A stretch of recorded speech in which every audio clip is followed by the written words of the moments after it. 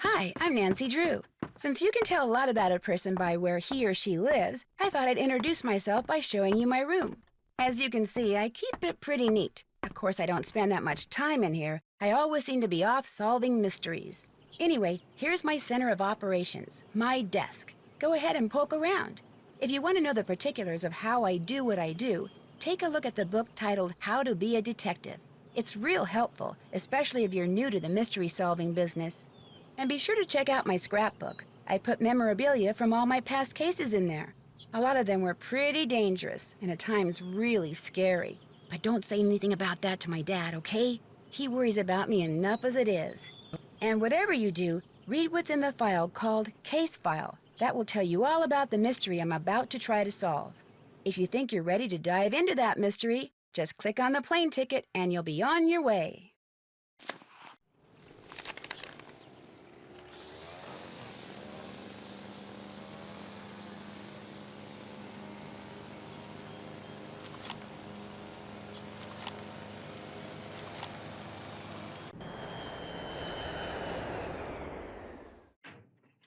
When Chantal told me you were just a young thing, well, I thought she was pulling my leg. But you're not much older than my little girl, Freddie.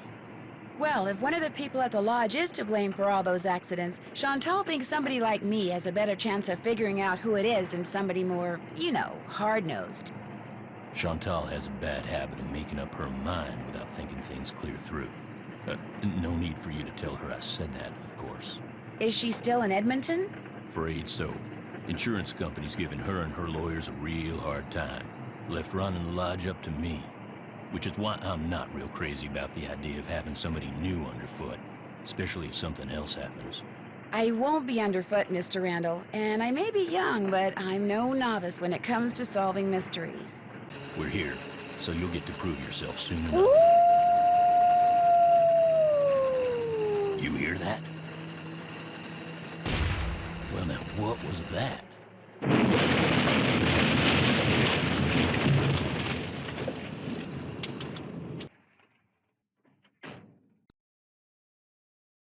anyone in the bunkhouse when it exploded? No, ma'am. Everyone here at the lodge is accounted for. That's where Elsa and Becky had been living. Guess it was a good thing they quit after all. Elsa was my maid and Becky was my cook. Does the sheriff have any idea why the bunkhouse exploded? He said he'd know more after the lab was done running tests on the debris he'd collected. He did say the blast was pretty powerful. One of his deputies found the knob to the back door clear out on the highway. Oh, that does it.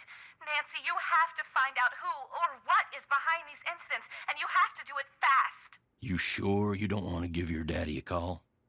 My dad runs a whole chain of resorts, Ollie. If you think I'm going to admit to him that I can't handle running just one, guess again. Besides, Nancy comes highly recommended, and I'm sure she's got a foolproof plan for getting to the bottom of this. Don't you, Nancy? Well, I was thinking that maybe I'd just be your new maid. You want to be my maid?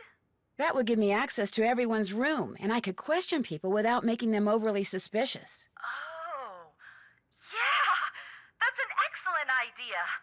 All right, you're my new maid. In fact, you're my new cook, too.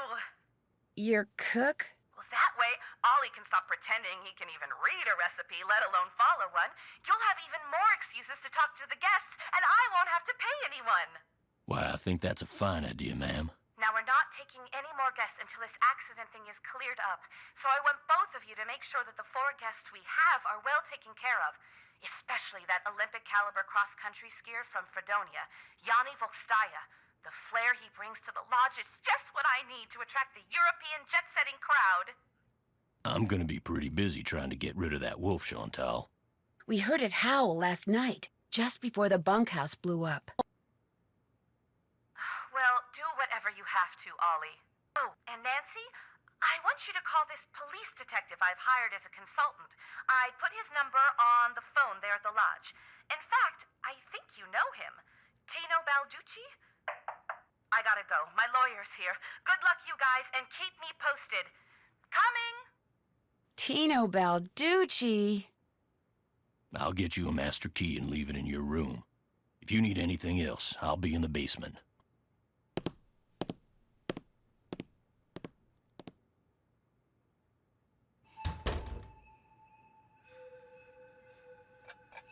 must be the key Ollie said he'd leave for me. And this must be a list of which guest is in what room. That'll come in handy.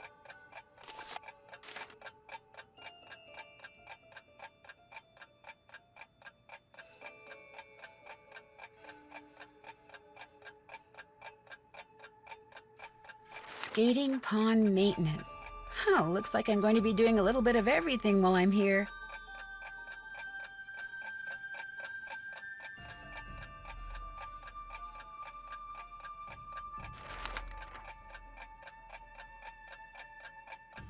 Report all avalanches to the Avalanche Patrol.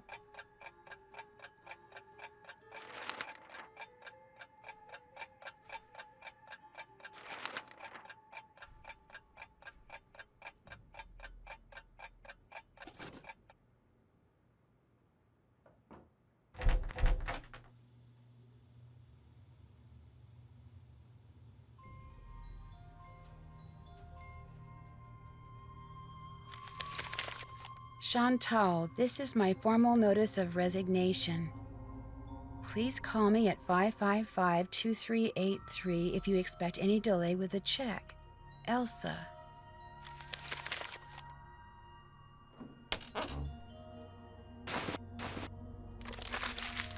Looks like Elsa was having major boyfriend problems.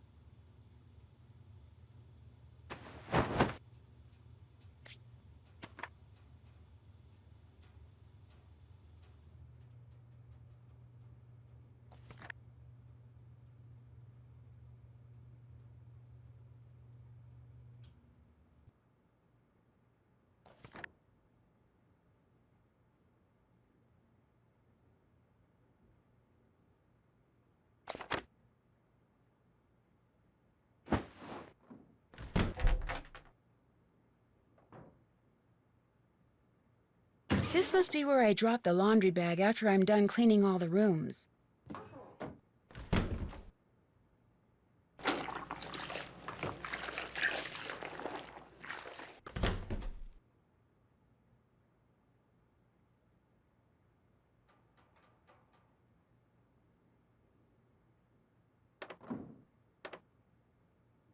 Bone which Trapper Dan found near the lodge. He believed it came from a race of giants known as Rexes. The bone's not there. I wonder what happened to it.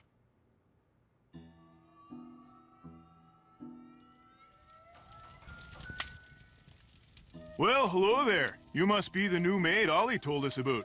I'm Bill Kessler. This guy's Lou Talbot. Hey. What's your name again?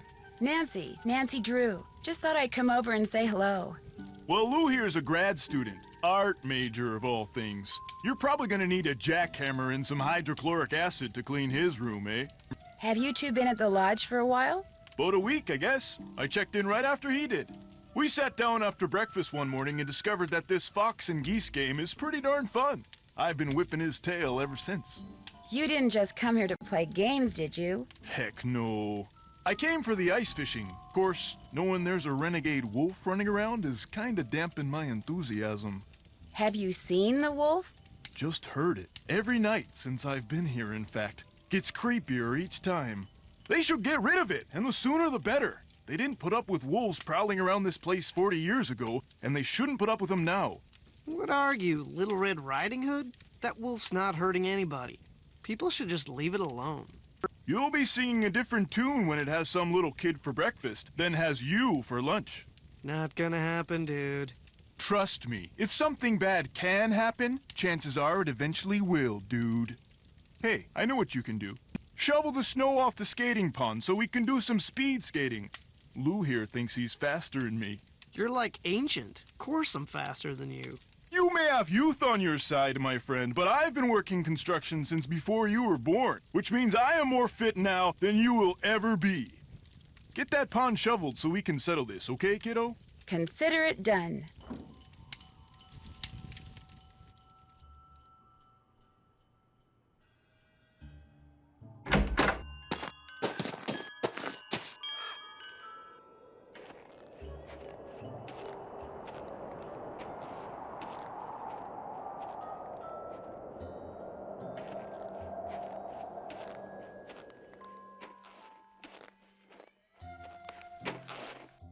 Guess I better get this pond shoveled off.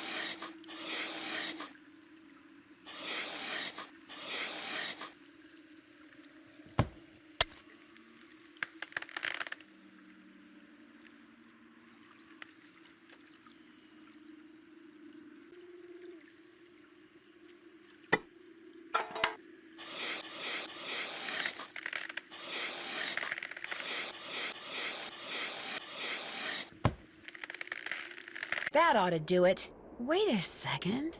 Those look like wolf tracks. Maybe I should find out where they go.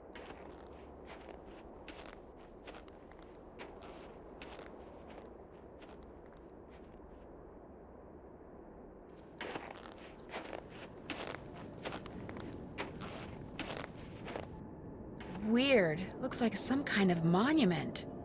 What's this doing here? Strange. It's halfway in and halfway out. This thing must open up somehow.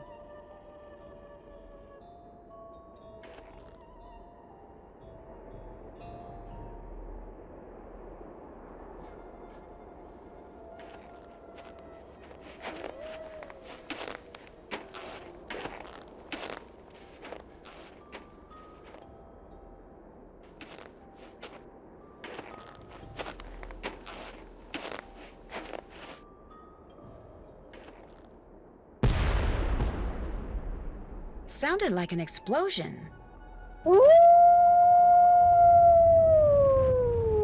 What's that noise?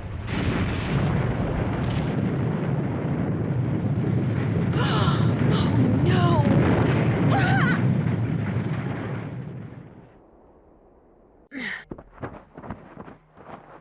I'm buried in snow. I've got to dig myself out before I run out of air. I'll never make it. I can barely breathe. Someone's up there. Help! I'm down here, right under you. Can you hear me? Help! I can't breathe. You heard me. Thank goodness.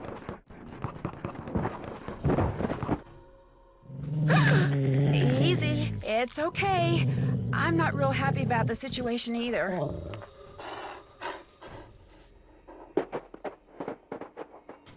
It's gone, but thanks to that hole it dug, I can breathe again. Now if I can just pull myself out.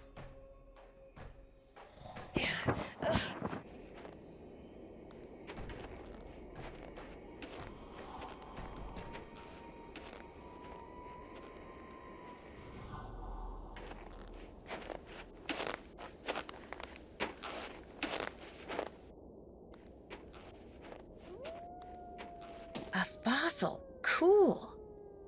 Wonder what kind of rocks those are.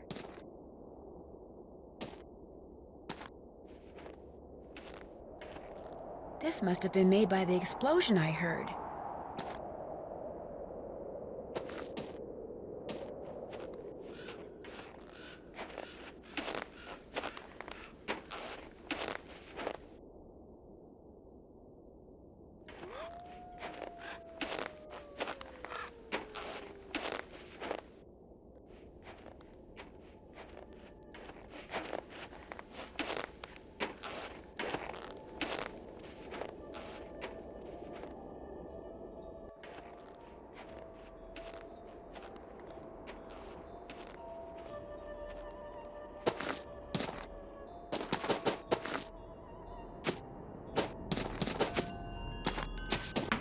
Much better.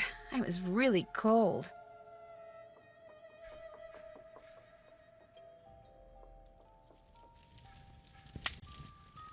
Hey, excellent job on the snow shoveling, eh? We had ourselves one fine time out there because of you, especially Lou here. I beat him 5 times. By the slimmest of margins.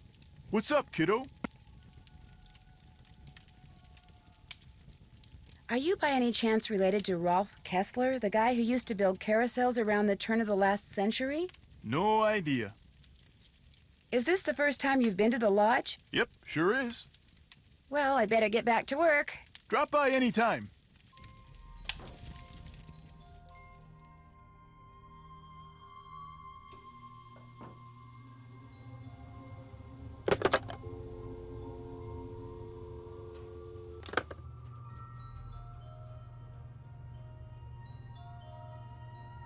That's finished. Been there, done that.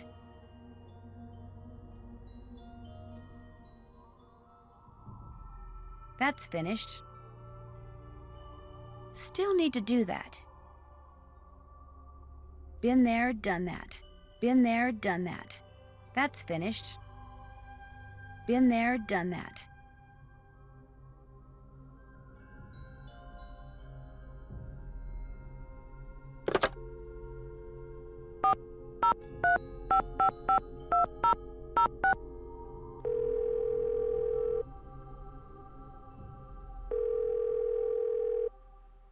Avalanche Patrol, what's your location? I'm calling from the Icicle Creek Lodge, but I wanted to report an avalanche at Chicken Ridge. Anyone injured or trapped? Not anymore. We'll check it out. Thanks for the heads up. Hey, wait a minute. You know Ollie Randall?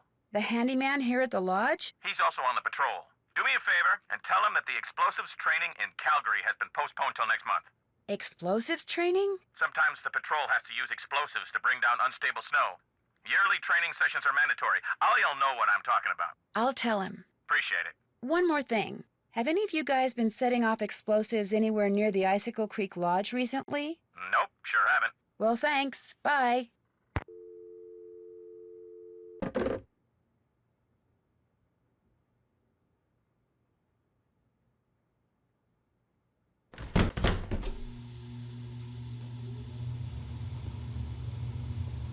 Need something? You look busy. What are you making? I'm building something that's gonna solve all our problems. A wolf trap. One that'll finish off that thing out there once and for all. You think the wolf is causing the accidents? Not a doubt in my mind. Everything was A-OK till it showed up and started howling. It's bad luck, and something's protecting it. Something unnatural. Does Ms. Maweekwe know you're doing this? She knows she doesn't want that thing around her guests, and you heard her. I'm supposed to do whatever I think is necessary to get rid of it. But it's not like it's attacking people. Let me tell you something. Yesterday I went looking for it. I tracked it and finally found it, sitting across the creek, not 20 yards away from me, just staring at me. So I raised my rifle, drew a bead, and fired. Easiest shot I've ever taken in my life. And I missed. So I fired again, and I missed, and then I missed again, and all the while it just sat there staring until finally it just stood up, walked toward the brush just as calm as could be, and disappeared. Wild animals just don't act like that, and I just don't miss like that. There's something real weird about that wolf, and I ain't gonna rest till I get rid of it. So maybe we should just find something else to job out. You met my little girl yet? No, but you mentioned that her name is Freddie? Yep. Spends most of her time outside. She built herself a little snow fort. Just sits out there waiting for somebody to go by so she can pick a snowball fight with them. I keep asking her how she manages to stay warm all day, but she won't tell me. Says she's got a secret weapon. Yeah, she's something. Can you tell me more about the accidents that have been happening around here? Nope, sure can't. You can't or you don't want to? Chantal and those lawyers of hers said I couldn't talk about them. Supposed to direct all questions to her. Sorry. How long have you worked for Chantal? About 1.5 years. I was her first hire, best hire, too. I could run this place single-handed if I had to, just like I'm doing now. Have you ever been in the guest lodge business before? I tried my hand at it once. Long story short, didn't work out. But I've learned a whole lot since then. I could make it work now. Just need to find the right property, get my hands on enough cash to make a down payment, that's all. The Avalanche Patrol asked me to tell you that the explosives training session in Calgary has been postponed till next month. Well, hallelujah. I didn't really want to go anywhere until I finished off that wolf. Now I won't have to. So you're on the Avalanche Patrol, huh? Yep. Dang, I just remembered. Patrol wants me to keep an eye on Skookum Ridge for the next couple of weeks. Here. There's the key to the snowmobile. Take it out to Skookum Ridge and see if there's been an avalanche. You want me to check it out? Seat it so you don't have to worry about the cold. Make sure you call the patrol and give them a report when you're done. You can handle that, can't you? You bet. Good. 2 more things. That Bill Kessler guy's getting bored being the only one around here doing any ice fishing. He wants competition. So if he says anything to you, just remember that Chantal wants you to keep the guests we got happy. Other thing is, a cold snap's on its way. You think it's cold now? Just wait. Gotta be real careful anytime you're outside. So, we done here? I'd better get back upstairs. Good. Nancy, I am glad to see you. Are you all right? You seem upset. You must listen. I was outside skiing very fast, as usual, and suddenly, boom! Snow, dirt, rocks, everything went flying into the air right in front of me. There is a mad bomber on the loose. You think it was a bomb? Of course it was a bomb. My competitors bombed the bunkhouse thinking I would be so frightened that I would abandon my training and leave. Only I wasn't frightened, so now they are trying to bomb me. Do you think they're responsible for all the accidents that have been happening around here as well? My competitors and the governments behind them, they are as desperate as they are ruthless. They are capable of anything. They can operate anywhere in the world, under all conditions. It would not surprise me if someone right here in the lodge is right now under their employ. But to them, I say, "Pah!" They do not scare me. I am the best cross-country skier in the world. I will neutralize their petty threats with my excellent strength, skill, and speed. I am sorry. Enough about my problems. Did you want something? Have you ever seen the wolf while you were out training? No, for which I'm very grateful. In my country, in Fredonia, it is said that the gaze of the wolf will make you go blind. You don't really believe that, do you? They are creatures of infinite evil, and that is all I am going to say on the matter. Thanks for taking the time to talk to me. Come back any time.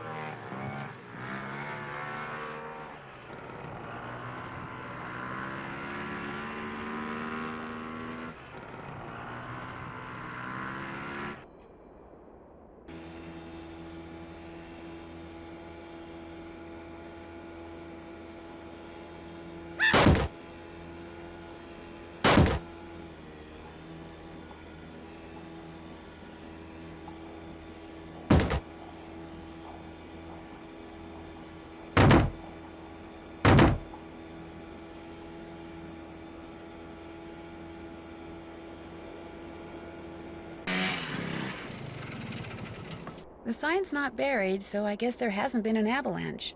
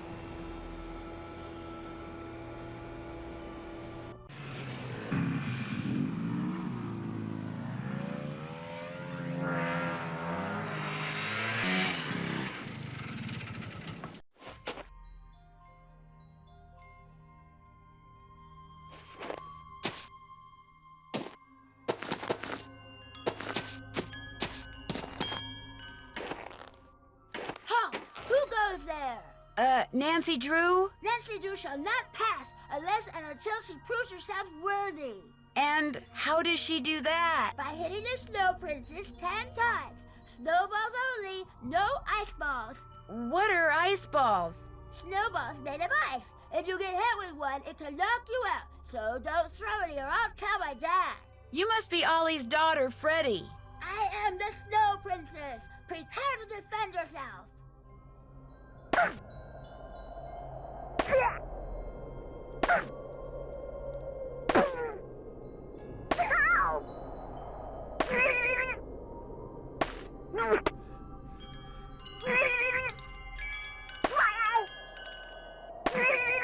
The Snow Princess surrenders, for now.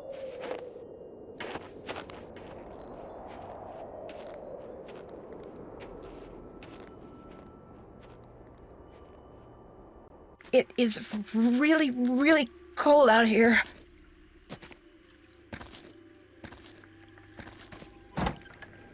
An ice fishing shack. A nice warm one at that.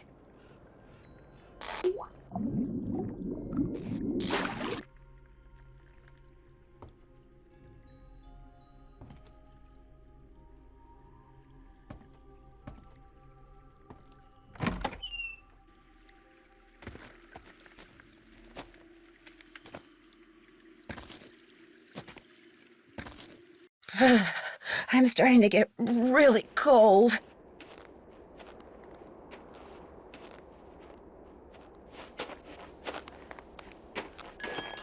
The face from a clock, it's all melted. Part of the timing device that was used to trigger the bomb that blew up the bunkhouse, maybe?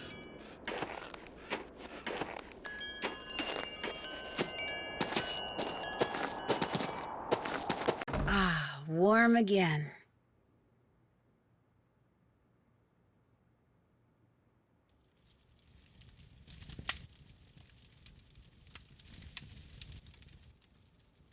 Chantal's on the phone, Nancy.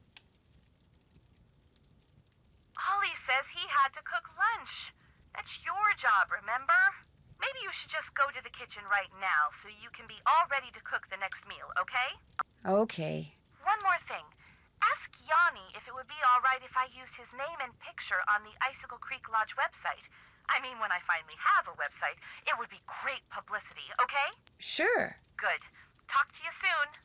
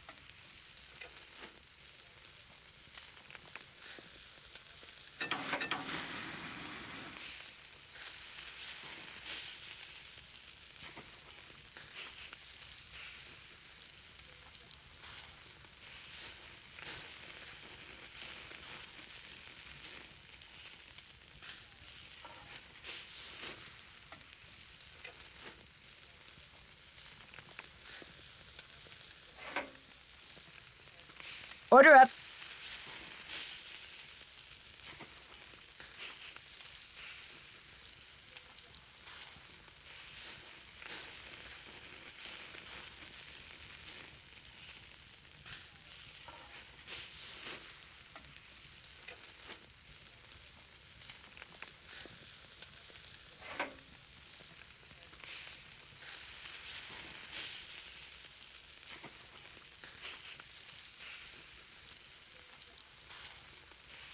Order up.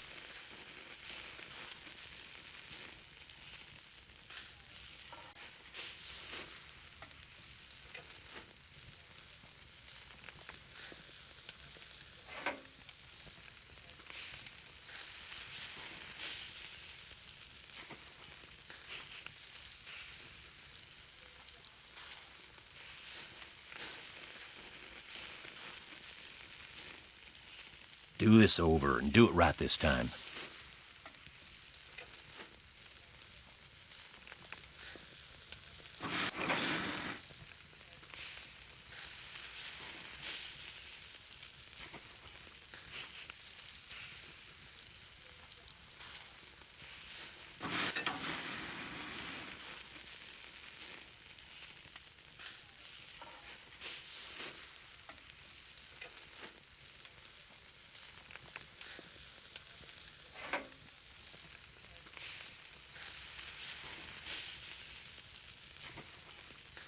Order up.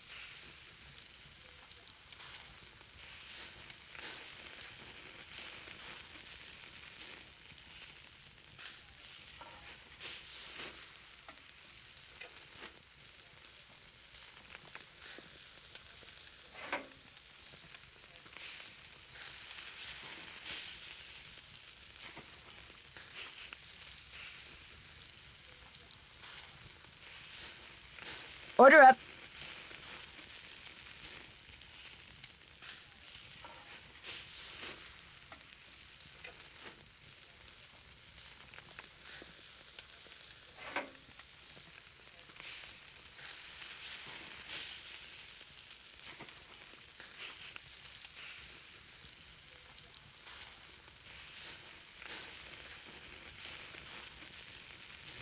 Order up.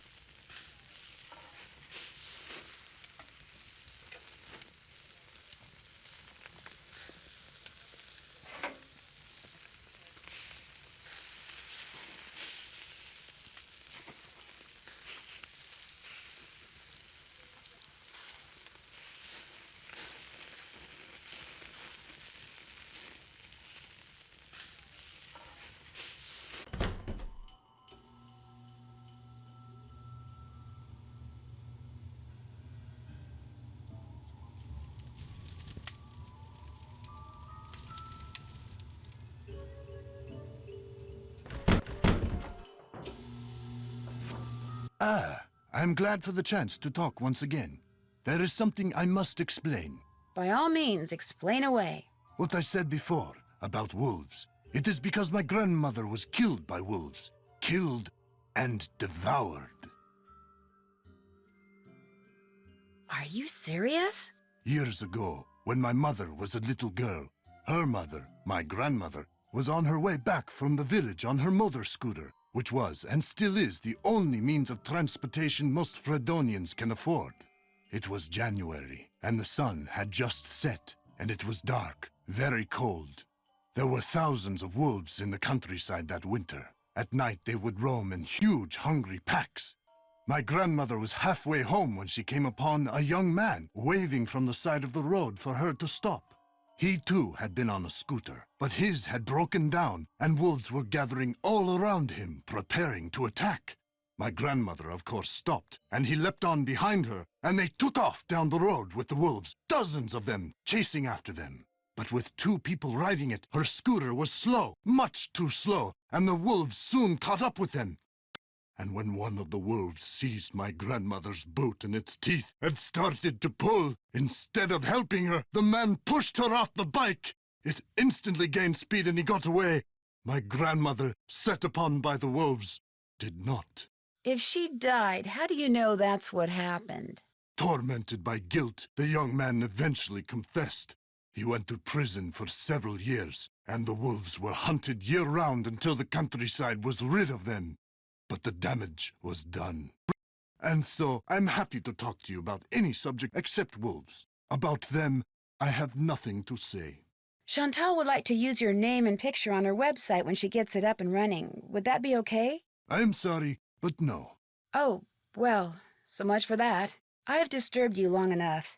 Come back any time. You check out Skookum Ridge. Yep, no avalanche. There's your snowmobile key. You make a report to the Avalanche Patrol. Oops, I forgot. That's okay. I'll call them. What else do you want? Have you seen that strange concrete monument thing that's out there on the trail? Trapper Dan's Needle? Course. Is there a way to get into it, do you know? Don't know, don't really care. Maybe something in that display up in the lobby will tell you what you want to know. I'll get out of your hair now. See you later.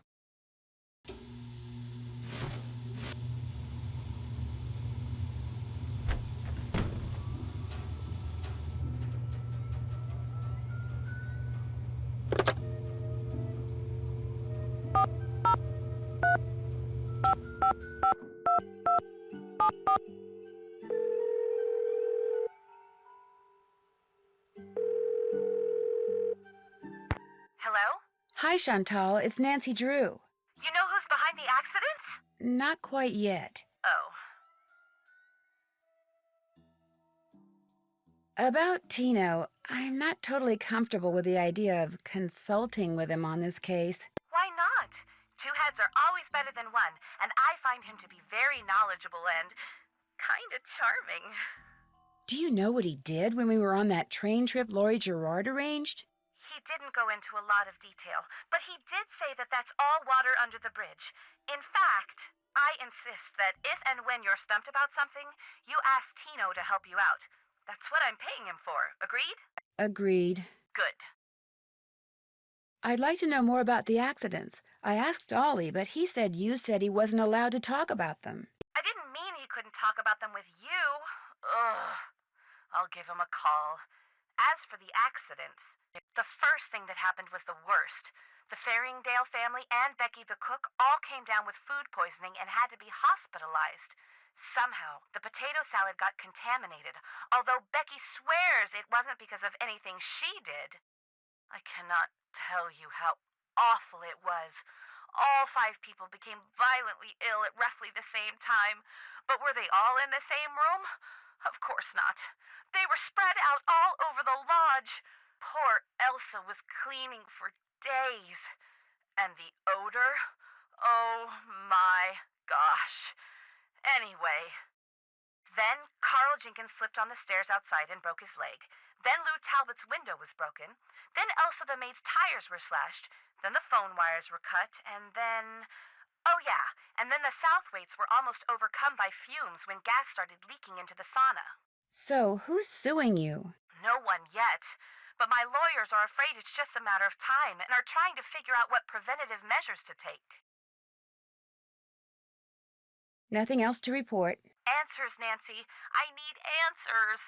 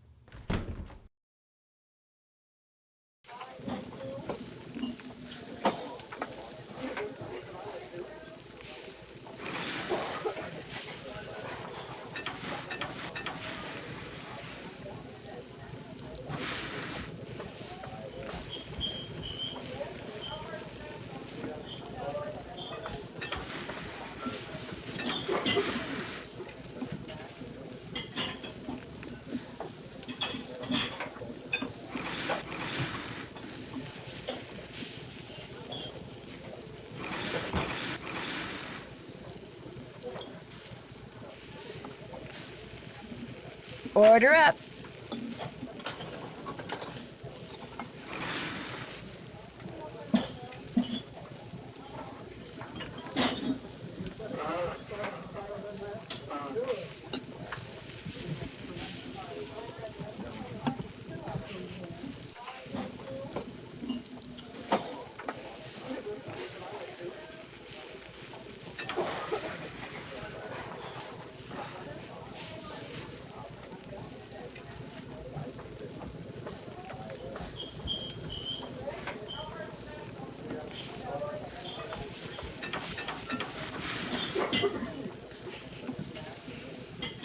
Order up.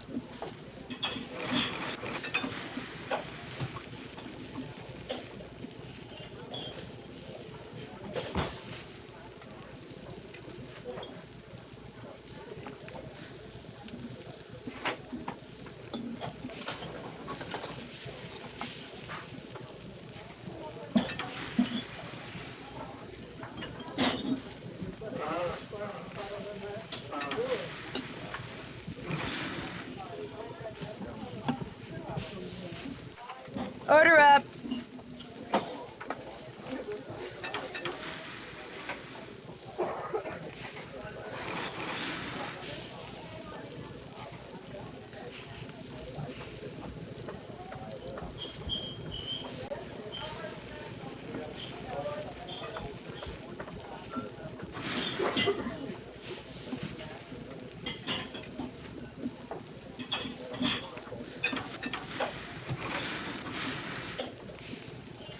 Order up.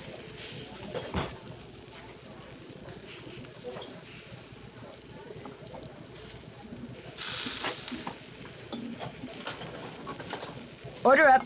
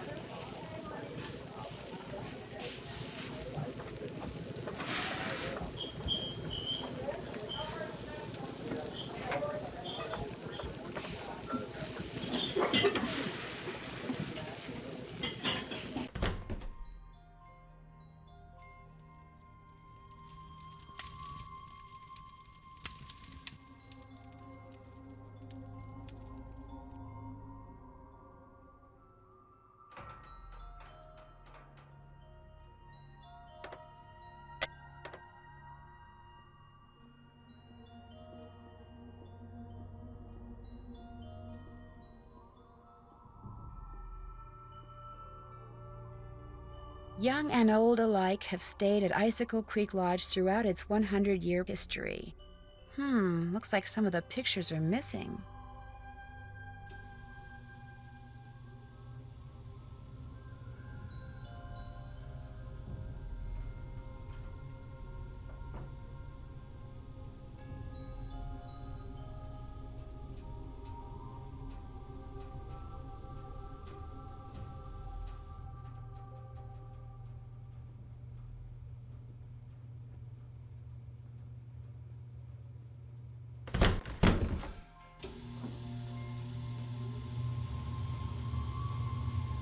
Oh, before I forget, Chantal called. Told me I can answer any questions you might have about those accidents after all. Guess she changed her mind. How do you explain what happened to Carl Jenkins, the former guest who slipped on the stairs and broke his leg? Can't explain it. One minute those stairs were clear and dry, next minute they're slick with ice and he's lying at the bottom of them. Could a broken pipe or something have been to blame?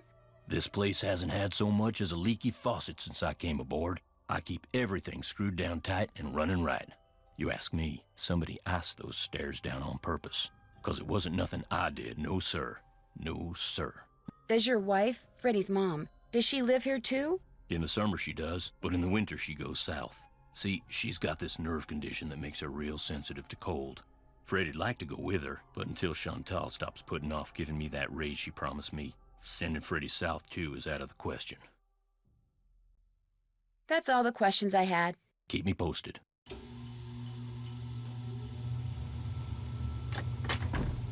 It feels wonderful in here.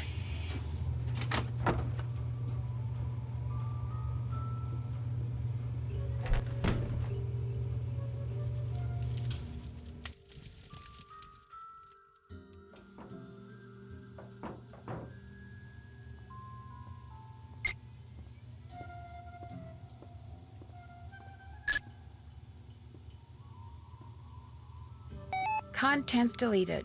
Wonder why.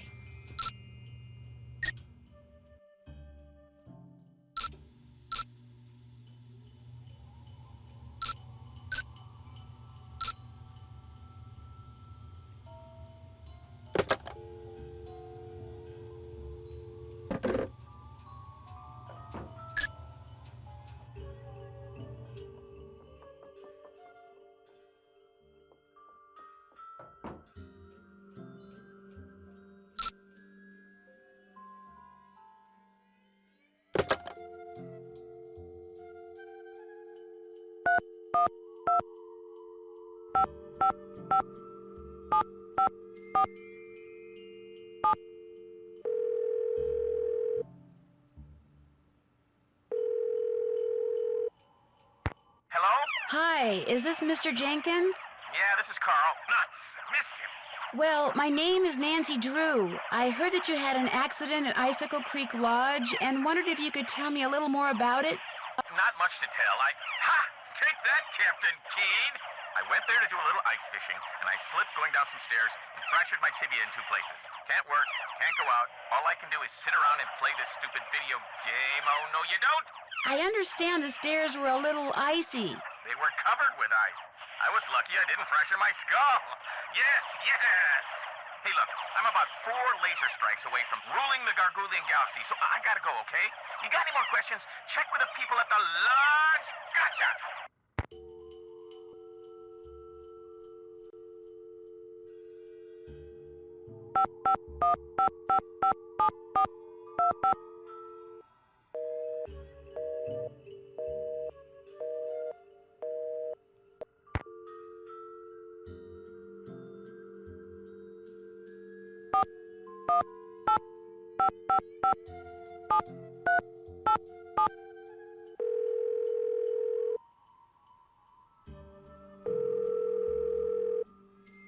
Hello? Hello? I've got it, sweetheart. Hi, is this Brenda and Derek Southwaite? Yes, it is. Is this a solicitation? Honey, you're so suspicious. Only because you can be way too nice for your own good, darling. I'm not selling anything. I just want to ask you about your recent stay at Icicle Creek Lodge. You mean Gassicle Leak Lodge? Oh, very clever, sweetie. Gas was leaking from so many places while we were there, it's a wonder the place didn't blow sky high. I heard something about your almost being overcome by fumes in the sauna. Well, we had just gone ice skating, so we decided to warm up in the sauna. So we were sitting in there, and everything was fine until both of us started feeling a little woozy. We started feeling a lot woozy. And the next thing we knew, that Russian skier came in. Actually, I think he was Slovakian. The point is, he told us he smelled gas and thought we should get out, so we did. Barely. By that point, the fumes were making us both ill, if you know what I mean. That poor skier. By the time he helped us get out of there, he was almost as green as we were. Awful experience. Horrible. And it was our honeymoon. At least the owner had the decency to give us a full refund. Oops, the shuttle's here, sweetheart. We're off to Aspen. Kind of a second first honeymoon. Long story short, if you're thinking about going to Icicle Creek Lodge, don't. Well, I appreciate the advice. Have fun. Oh, we will. Bye. Bye.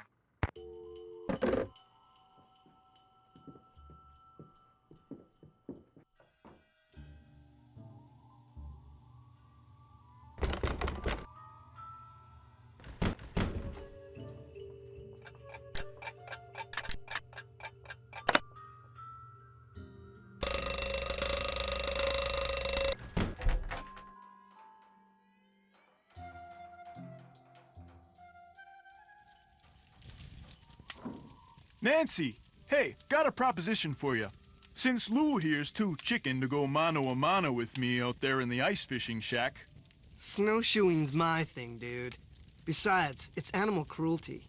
Give me a break. You ever been ice fishing? As a matter of fact, I have. Excellent. Here's the deal. I need some competition, so I want you to go out there and try to catch a bigger fish than I caught yesterday, which means you gotta catch a 2-foot northern pike. Now, it's a bit of a hike out to the lake, but the shack is solar heated, so it's nice and warm inside. So what do you say, kiddo? You game? Anything to make you guests happy. Atta girl. Well, I'll let you get back to beating Lou. Glad you dropped by. What's up? So you go to school in California? Yep. University of California at Brea. What kind of degree are you working on? Master of Fine Arts. Cool. So what's your favorite medium? What is this, like the Spanish Inquisition? Hey, give her a break. She's just trying to make pleasant conversation. Oh, right. My favorite medium? Dirt. I'm sorry, I don't think I heard you correctly. I create works of art by manipulating naturally occurring geophysical substances like dirt. Sometimes I just use my hands, but most of the time heavy machinery's involved. Oh, brother. Nobody understands my art. But that's cool. To be great is to be misunderstood. FYI, Ralph Waldo Emerson said that. So, you like to snowshoe? I like doing stuff outside. Snowshoeing's about all I can afford. Think you could teach me sometime? You don't learn how to snowshoe. If you need to get through snow that's too deep to walk through, you slap on some snowshoes and you just do it. I'll catch you later. Rock and roll.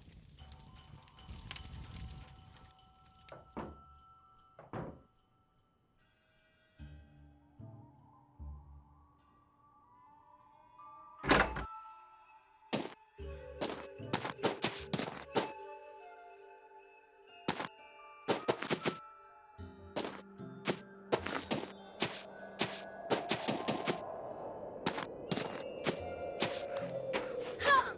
The battle for the kingdom of the Snow Princess begins!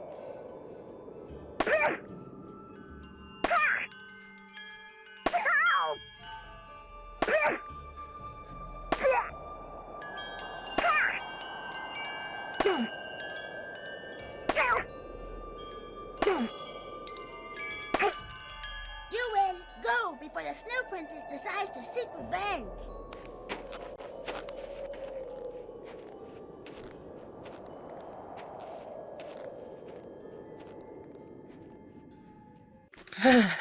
I'm starting to get really cold.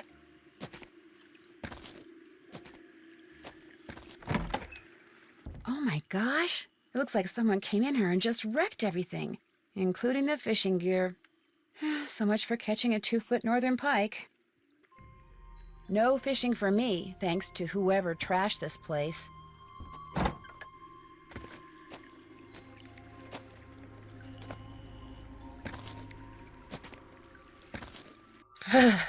I'm starting to get really cold.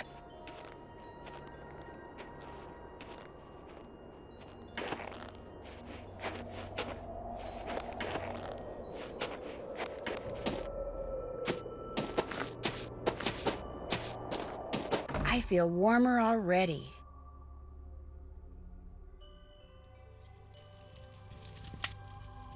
Hey, little Miss Fisherman. What can I do for you? I hate to tell you this, but someone wrecked all the fishing gear that was in the fishing shack. What? You're kidding. So my gear's ruined? Completely. So much for our little fishing contest. Wait a minute. Ollie ice fishes. Go ask him for a hook and line, and don't take no for an answer. I'll see you two later, okay? See you later.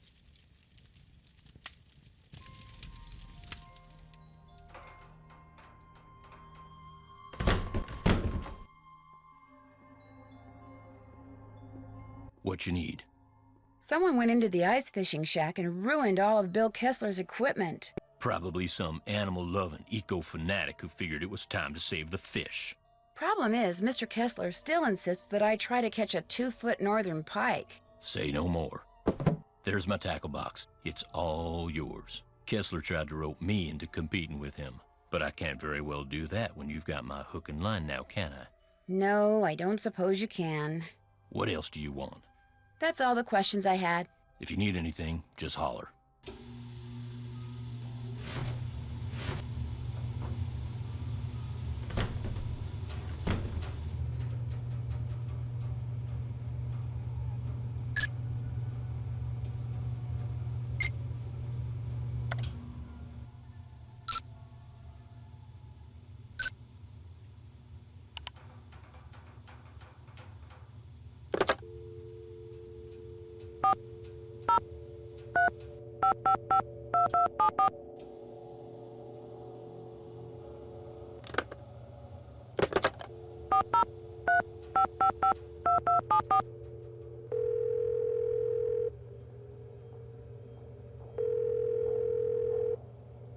Hello?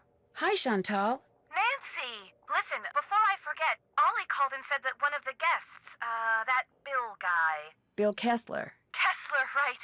Apparently he's been agitating for someone to compete against him in some kind of ice fishing contest.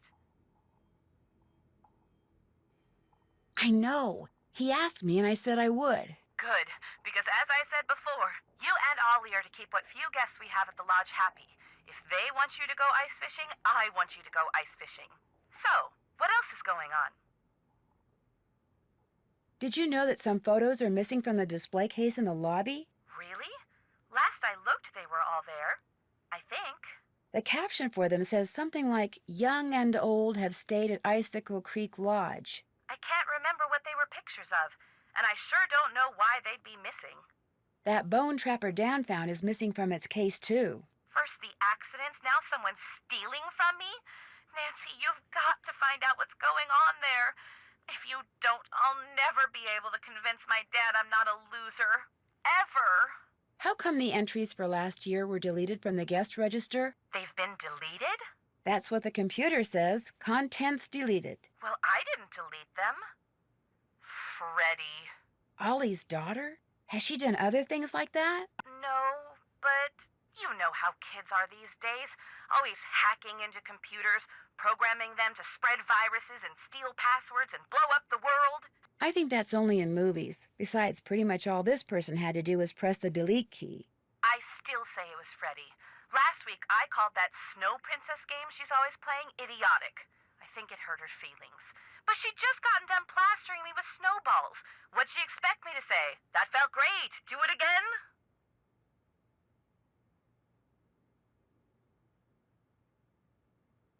I'd better get back to work.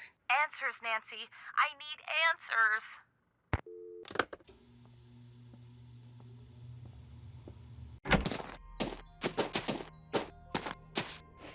Ho! By order of the Snow Princess, you shall not pass!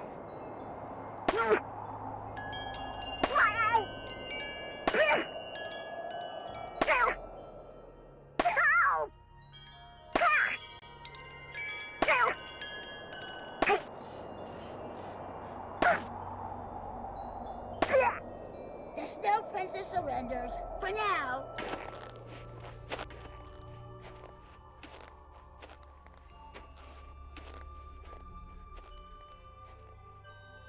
It is really, really cold out here.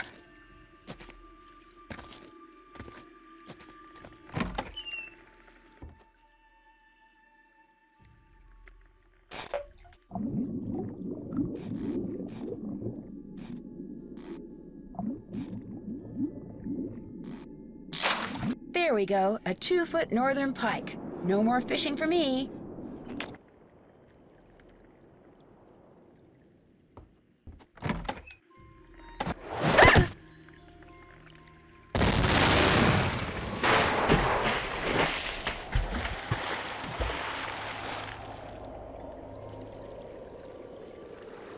Oh my gosh, whoever threw that ice ball at me must have set off an explosion that shattered the ice. And my jacket's gone. No wonder I'm so cold.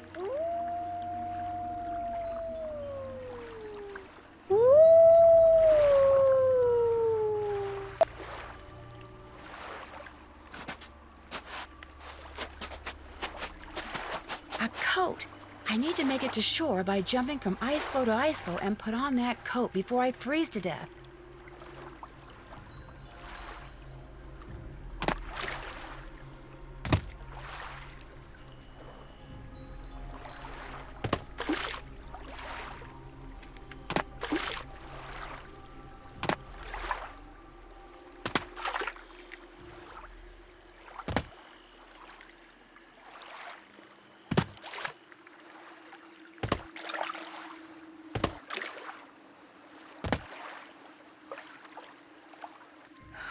I don't know whose this is or why that wolf left it here, but at least now I won't freeze to death.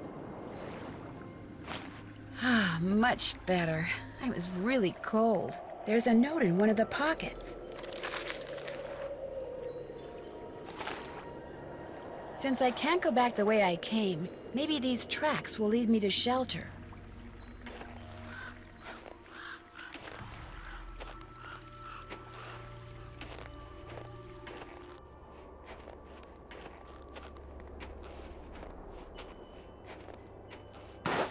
Avalanche Ridge.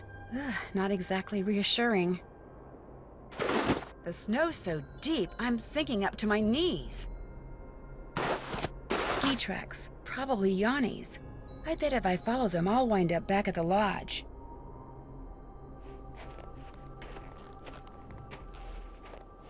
If I don't get warm soon, I may not make it.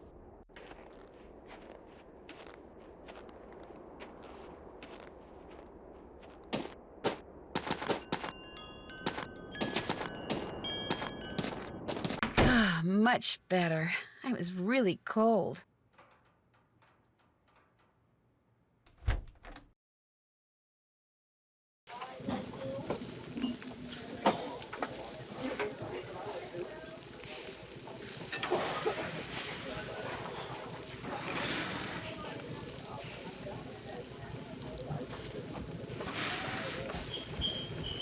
Order up.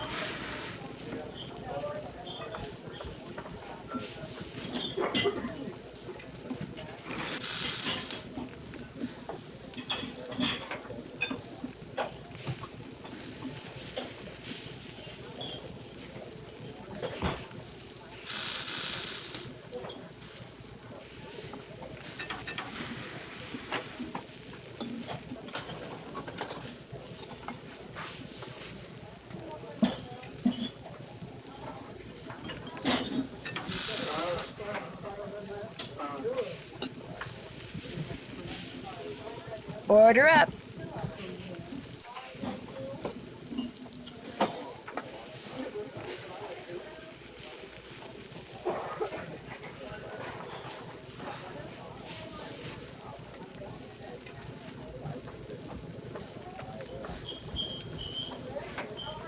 Order up.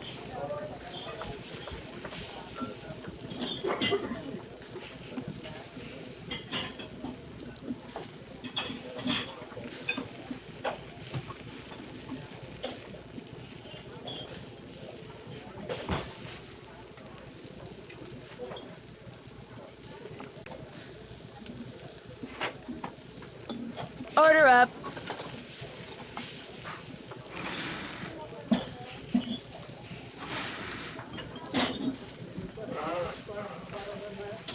Order up.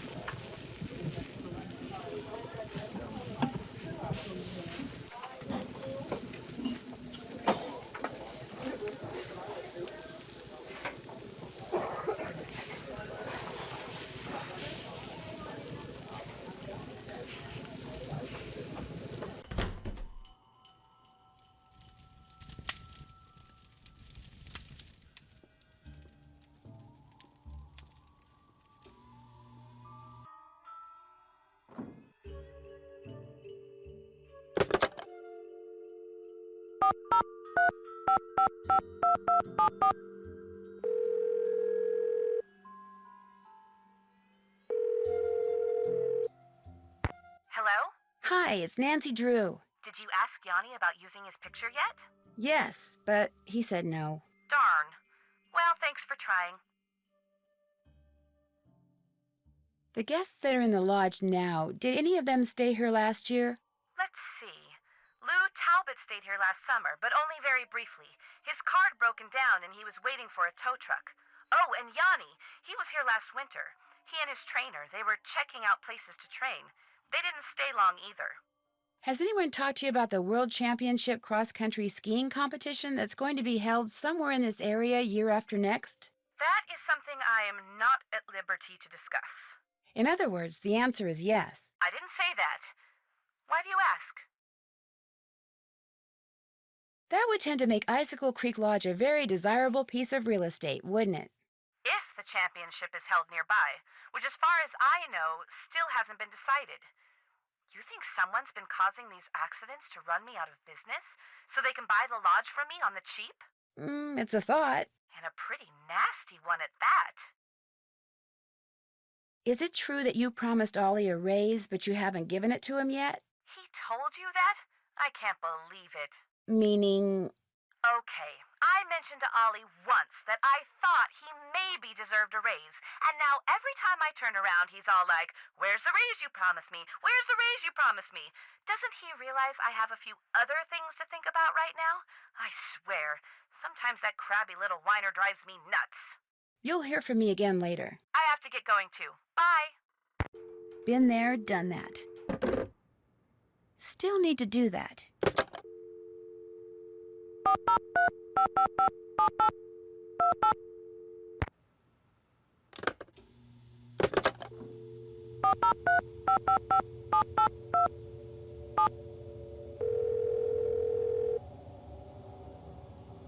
That's finished. Sheriff's office, this is Mohican. Hi, this is Nancy Drew at the Icicle Creek Lodge. We met the other night when you were investigating the bunkhouse explosion. Oh, yeah, that bright kid from the States. What do you need? Well, I found a melted clock face close to where the bunkhouse used to be, and I wondered if it could have been what triggered the explosion. You know, the timer. I found that clock face, too.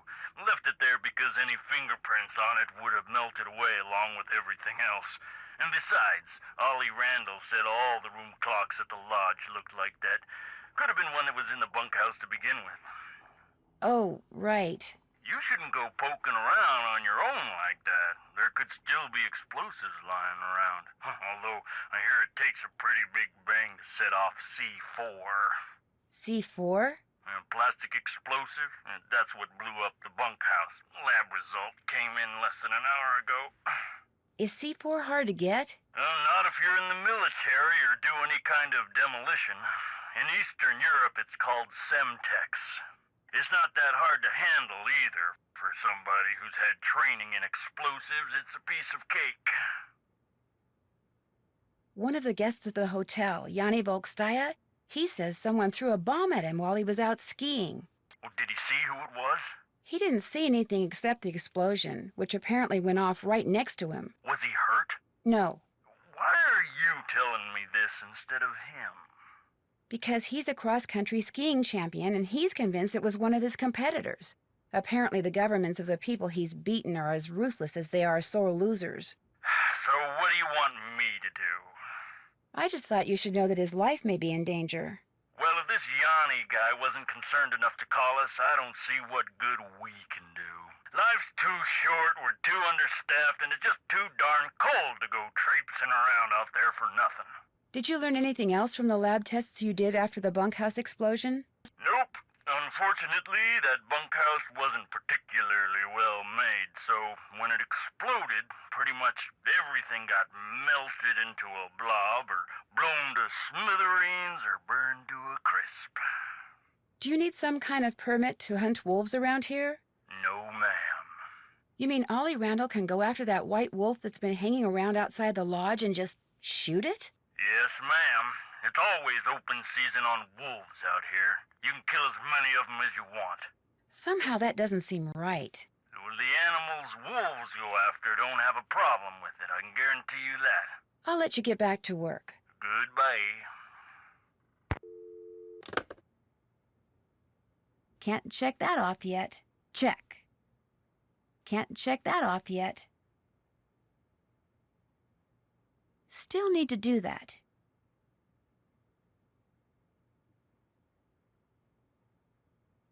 Oops, haven't done that. Been there, done that. Been there, done that. Been there, done that. Check. That's finished.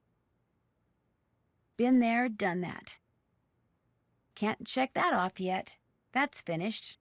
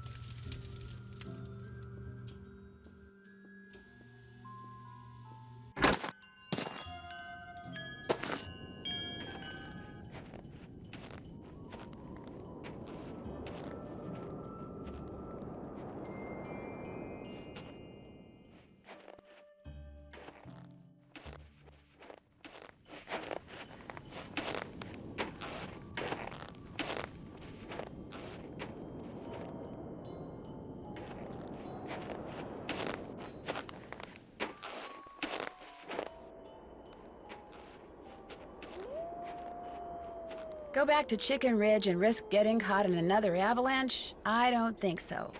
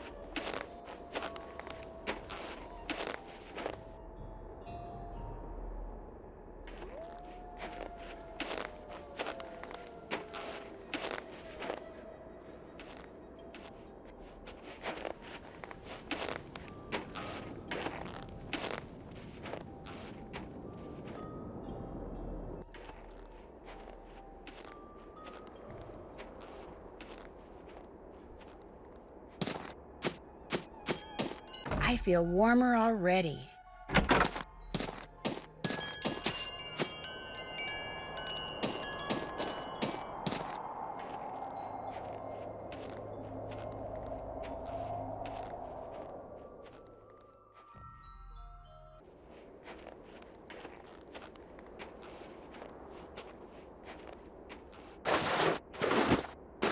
If I want to follow those tracks, I'm gonna need some snowshoes.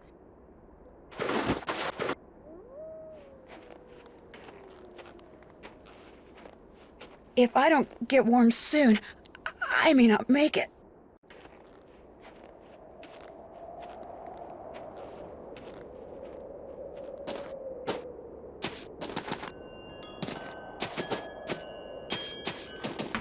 Much better. I was really cold.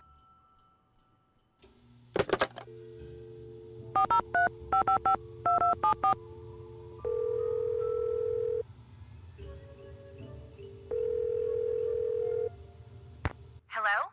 Hi, it's Nancy. Listen, I think I'm onto something, but I desperately need snowshoes. Could you give me the combination to the lock on the display case so I could use the ones in there? I certainly can, but I'm not going to until you do something for me. Sure. I'm going to fax you a survey that Tino came up with. He says you're to fill most of it out by observing the people staying at the lodge, rather than just asking them the questions outright. He says that would put them on their guard. When it's all filled out, fax it to Tino. The results will help him come up with a profile that will help you to determine which of our guests is responsible for the accidents. Sounds good. Excellent. I'm faxing it to you even as we speak. In fact, it's done. So why don't you go get it right now? I'll wait. Great. I just hope the questions aren't too dumb. Got it. Good. Now remember, when you're done filling it out, fax it directly to Tino. And he wants you to call him before you do so he can turn his machine on. That's it for now. Good. Talk to you soon.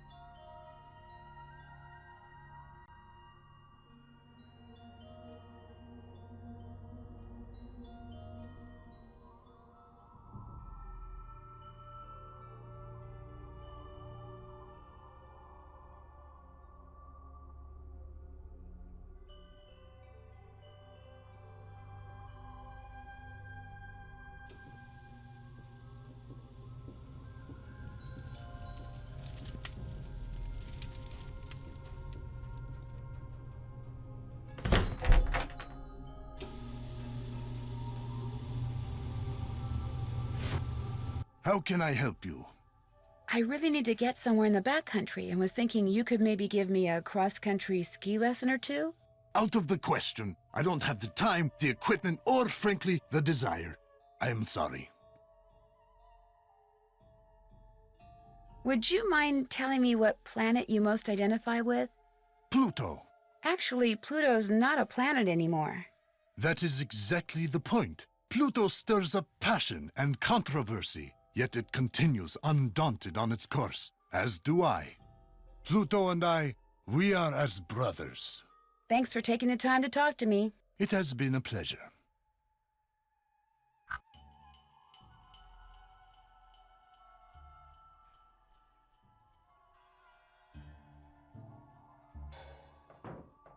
What you need? That's all the questions I had. Keep me posted.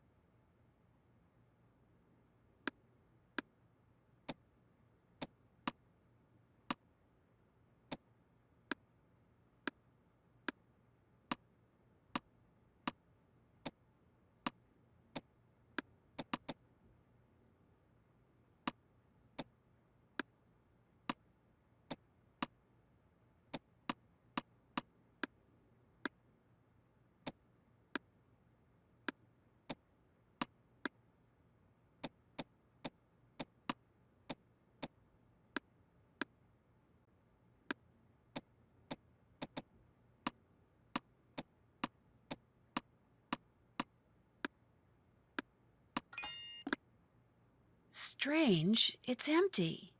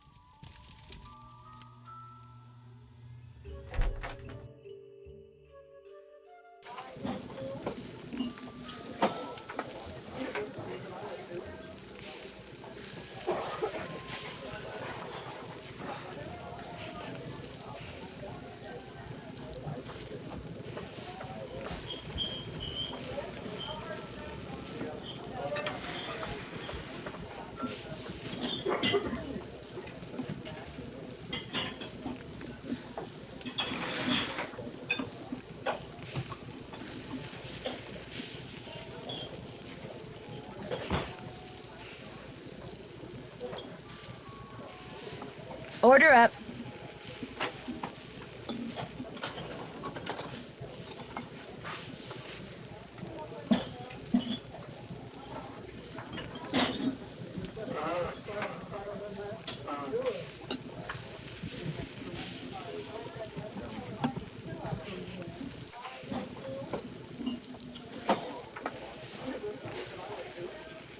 Order up.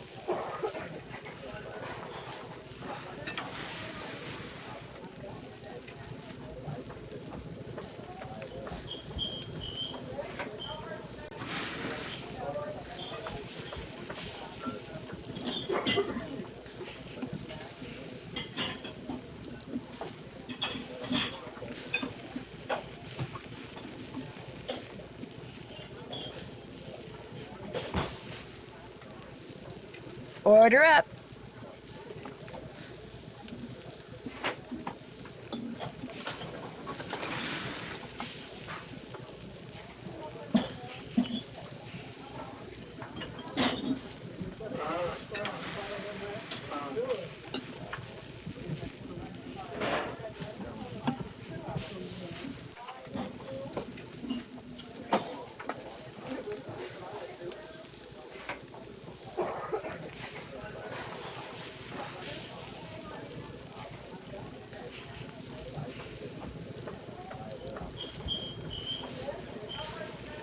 Order up.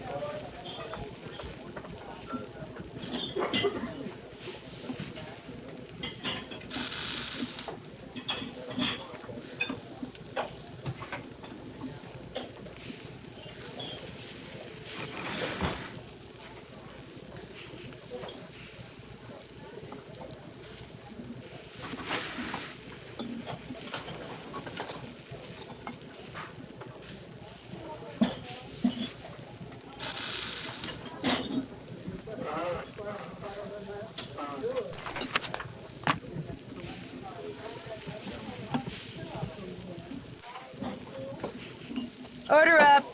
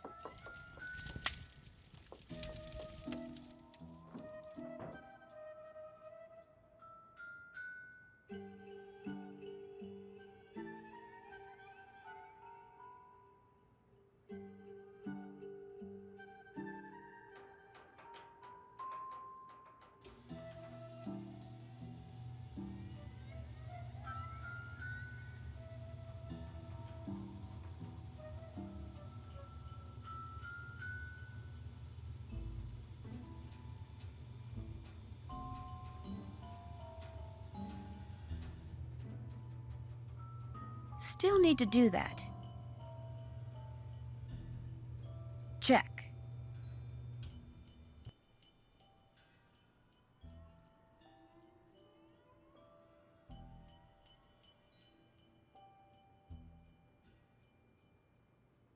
Check.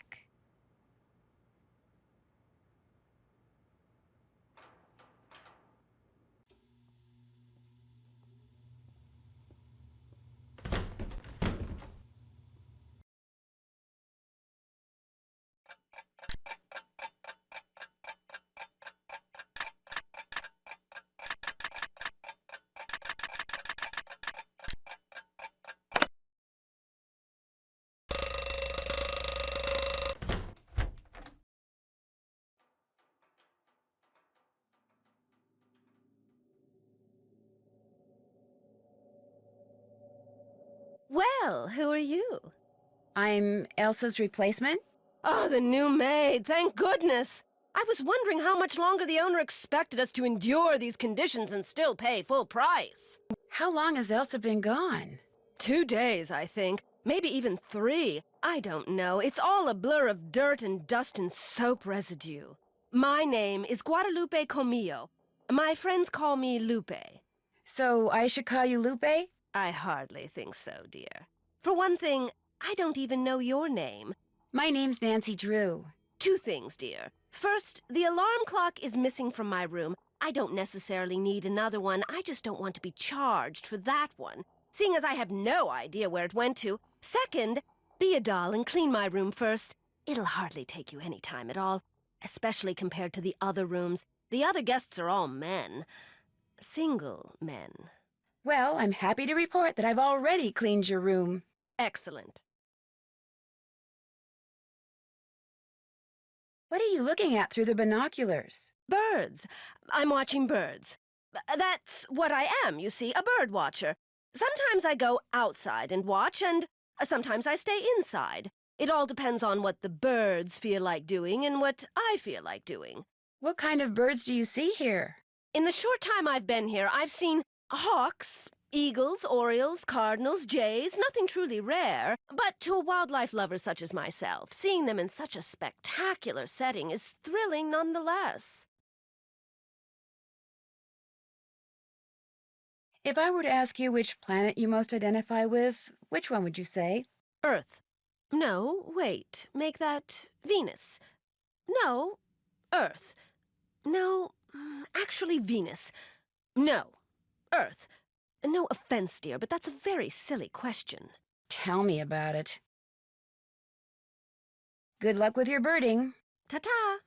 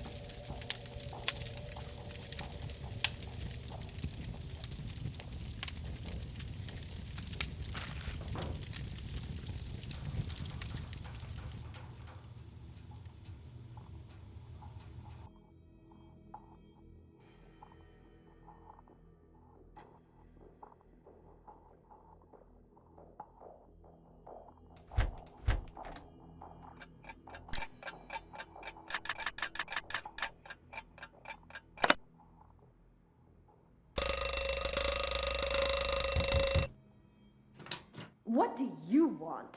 You messed with my rifle, didn't you? This I gotta hear. Excuse me?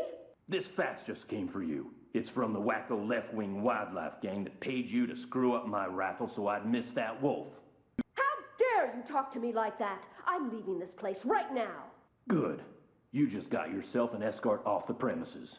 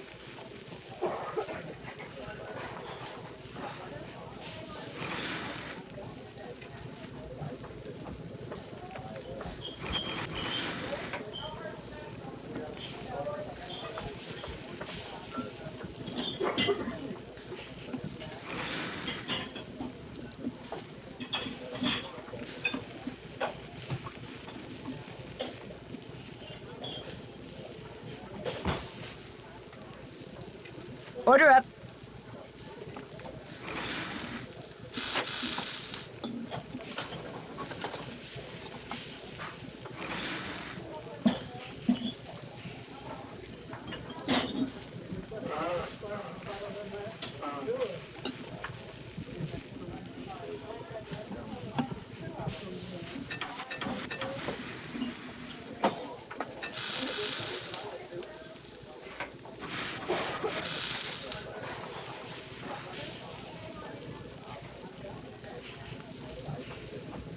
Order up.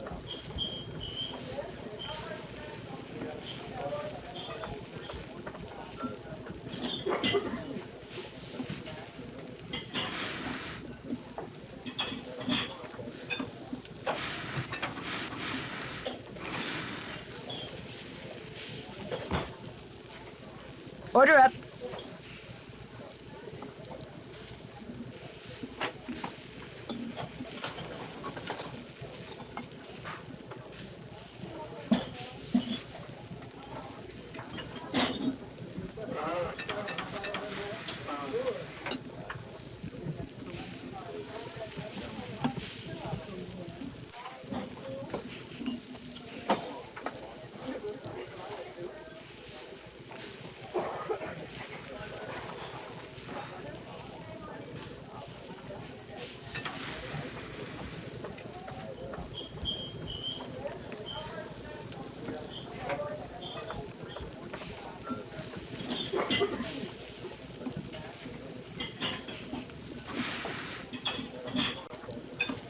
Oh, and by the way, don't go adding paprika to Lou Talbot's food anymore.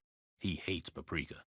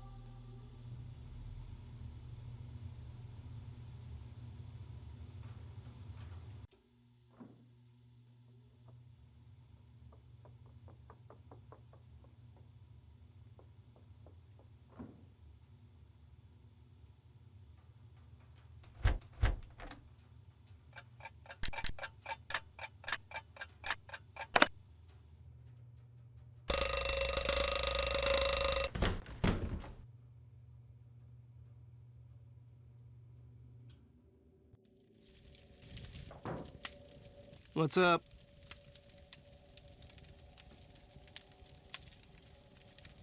I was just wondering, what planet do you most identify with?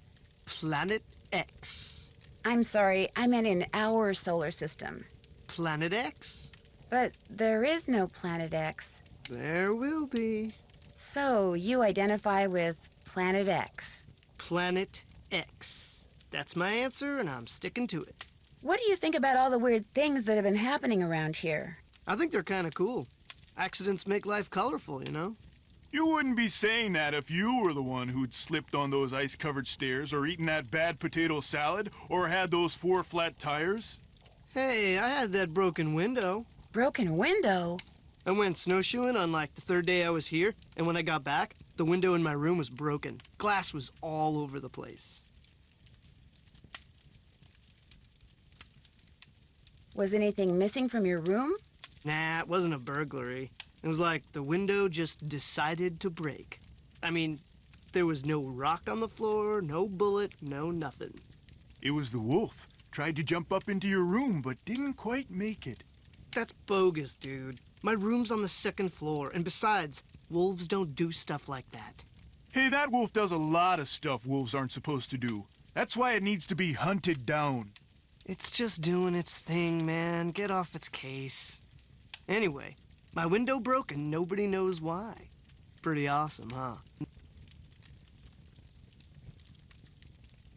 I'll catch you later. Rock and roll. Nancy, hi! What the heck happened out there? What do you mean? What do you mean, what do I mean? I walked out to Icicle Lake to see how you were doing in the fishing shack, only there wasn't any fishing shack. There wasn't even a lake. The ice was all busted up like somebody dropped a bomb on it. All I know is after I caught that 2-foot northern pike, I walked outside and someone knocked me unconscious with an ice ball. The next thing I knew, there was an explosion and I was on an ice floe in the middle of the lake with no coat and no fish. Somebody decked you with an ice ball and blew up the lake? Holy moly! Probably you. Couldn't stand the thought of losing to a girl. Har har. The good news is you're okay. The bad news? No more ice fishing. I know this is going to sound like a strange question, but what planet do you most identify with? I guess it would be Mars. You know, that whole god of war thing? I should have known. Well, I better get back to work. See you later.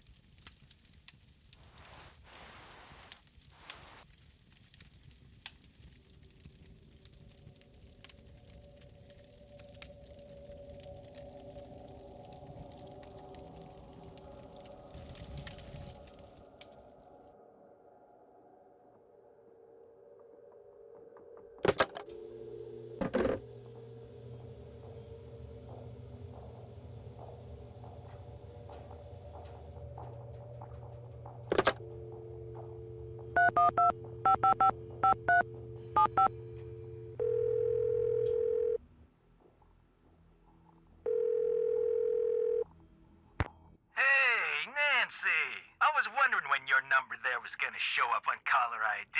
This is Tino Balducci. Remember me? From that last train to Blue Moon Canyon we went on? Yeah, I'm the one who helped you find that long-lost treasure. I'm not sure helped is the right word, Mr. Balducci. Please, call me Tino.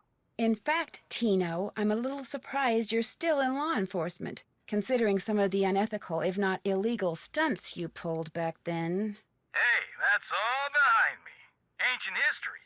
Water under the bridge. So, looks like we're gonna be working together on this sabotage thing, huh? Looks like. So Chantel sent you my little survey, huh? What you think? Well, the questions were very... Ingenious? That's not quite the word I was going to use, but anyway, I did have one question. You wanted me to fill out the survey for everyone at the lodge but Ollie. Why is that? Because Ollie's an employee? So? Nancy, in my experience, which, let's face it, is far vaster than yours, employees don't do stuff that's gonna endanger their jobs. And if these accidents force Chantel to shut down, Ollie'd be out of a job. Ergo, Ollie is not a suspect. You're probably right. Probably right. Let me ask you something. How much is Chantel paying you? Huh? How much? Nothing. Well, she's paying me. So what's that tell you, huh? That you're ripping her off? That you're a professional? That's right. I'm the professional here. So, we done with the survey? I sure am. Good girl. I'll just turn on my fax machine here. Okay, let her rip.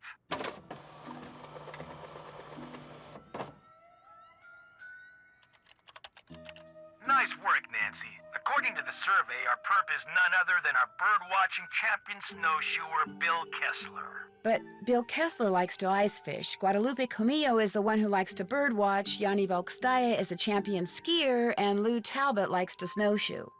Oh. But you were kind of right. I mean, you did pretty much describe everyone at the lodge. I did? I guess I did. You know, maybe I just need to look at the survey data from a different perspective or something. Yeah, maybe the answer's there after all, and I just gotta shuffle things around in order to see it. Oh, hey, before I forget, Chantel said when you finished the survey, I was supposed to pass some numbers on to you. Said it was the combination of something? Yes, to the display case. What is it? 7669. Anything else I can do for you? I guess maybe I could use a hint. That's what I'm here for. I changed my mind. I'll talk to you later. You need help? Just give me a call.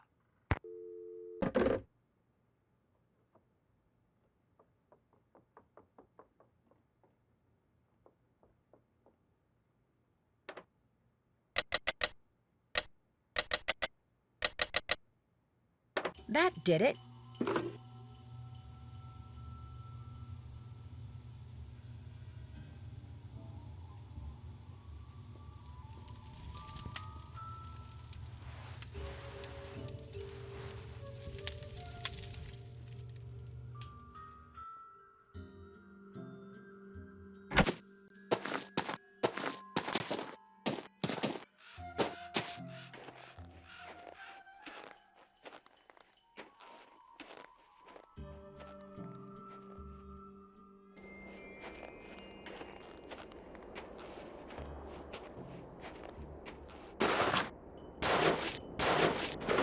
Something tells me I shouldn't be making this much noise. Not when I'm walking in a place called Avalanche Ridge.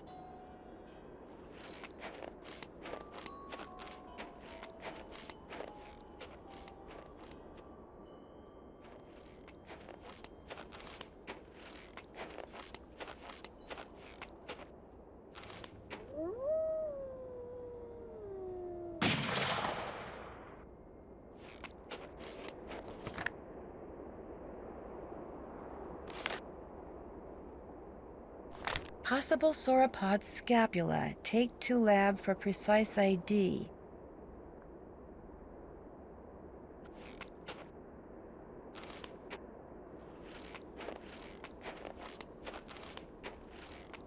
If I don't get warm soon, I may not make it.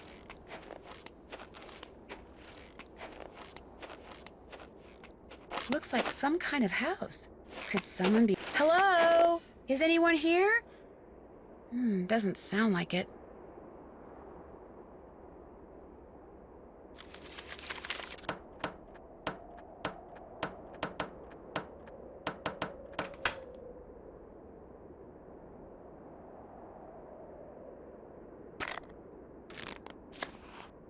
The Rest of My Life by Julius McQuaid.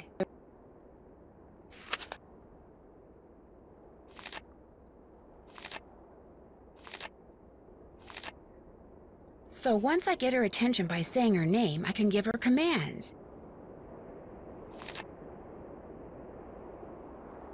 Ability to sort objects by scent. If she has an object in her mouth, she'll sniff, then drop the object near another object that has the same scent. Pinevale Hospital. Maybe I can use Isis and her incredible sense of smell to figure out who owns the notebook I found outside. All I have to do is get something from each of the people at the lodge, something that each of them has touched, then let Isis figure out which of their scents matches the scent on the notebook.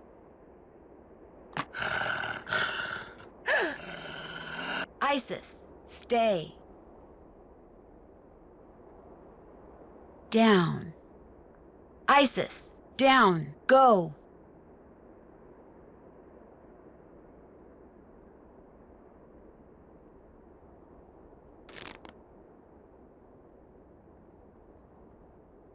Wonder what this is. Looks like there's a phone number on it. This indentation looks just like the one on that plaque in the lodge where that missing Rex bone used to be.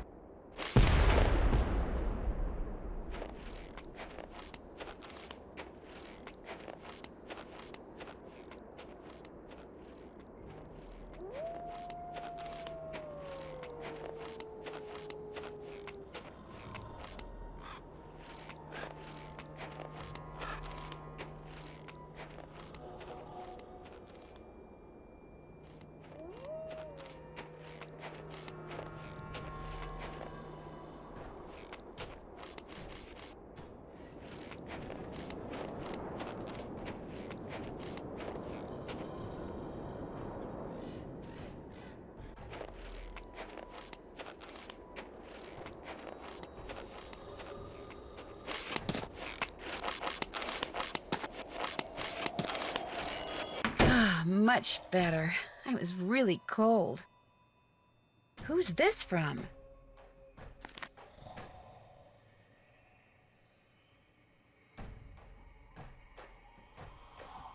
Who's this from? Meet me in the sauna in the basement. I have some interesting information for you. A sauna sounds good to me.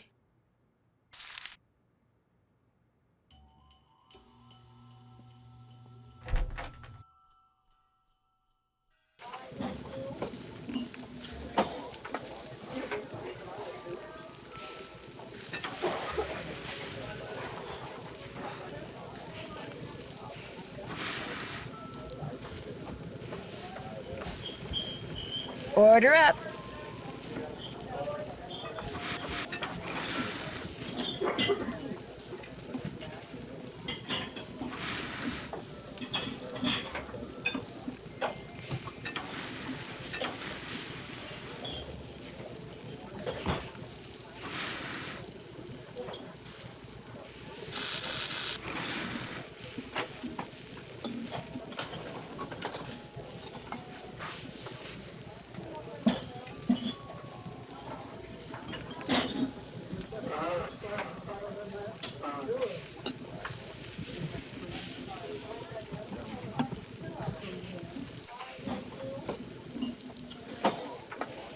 Order up.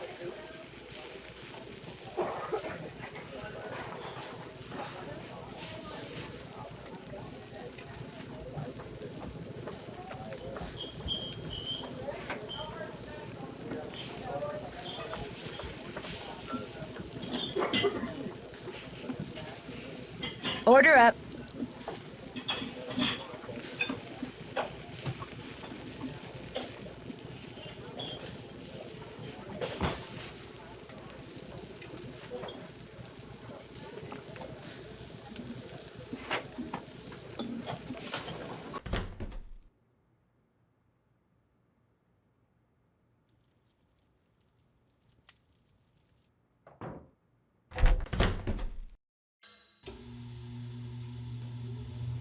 Hello? Anybody here? These weren't here before. That birthmark below his eye looks very familiar.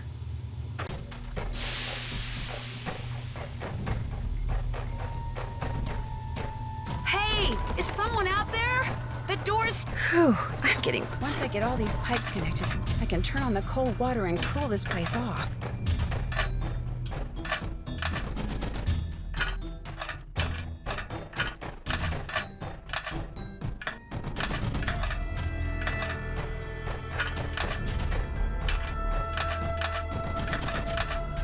I'm running out of time. I've got to do something fast.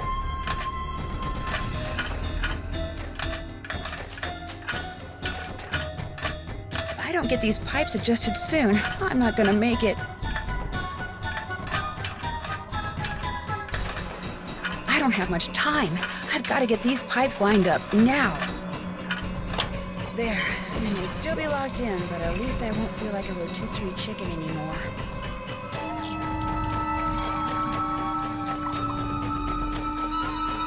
Nancy! Mr. Kessler? What are you doing down here? I came down here looking for Ollie, but then I heard all this noise and thought I'd better check it out. Door got stuck again, huh? Say, you look kind of bedraggled. Are you all right? I'm fine, and I'll be even better after you and I have a little talk. Yeah, that's me. When I was a kid, this place was practically my second home. My late grandmother, Tilly Wentworth, used to own it. Was she the reason you wrote that letter I found crumpled up in your room? About 2 years ago, just before she died, my grandmother sold this place to Albert Moeequay without telling anyone in her family. From what I've heard about Moeequay, I'm pretty sure he bullied her into selling. I think he cheated her, and he cheated us, and that it's high time somebody... Taught him a lesson by, say, putting Icicle Creek Lodge out of business? I had nothing to do with that explosion, loose window, the food poisoning, the icy stairs, none of that stuff. You ask me, it's karma. The Moeequays are just getting what's coming to them. Since you used to spend so much time here, do you know if there's a way to get into Trapper Dan's Needle? You know that pyramid thing on the table over there by the entrance to the dining room? If you fool around with it until nothing but pigs show on the outside, this compartment will open up and inside will be this round magnetic thing that used to be Trapper Dan's special master key. Just hold it up by the needle and a hidden door will pop open. But I already opened up the pyramid and there was nothing inside. There wasn't? Oh. Well, I'm afraid you're out of luck. Could that magnetic key thing be somewhere else? You know, Grandma Tilly once told me that if you turn the top of the pyramid 45 degrees, then fill all the boxes on the outside with one kind of animal, then another kind of animal, until you do that for all 4 animals, she said if you do that, you'd find a journal in there written by Trapper Dan himself. Did you ever read it? I was a kid. What would I want to read some crazy old coot's journal for? I'd better get going. Okie dokie.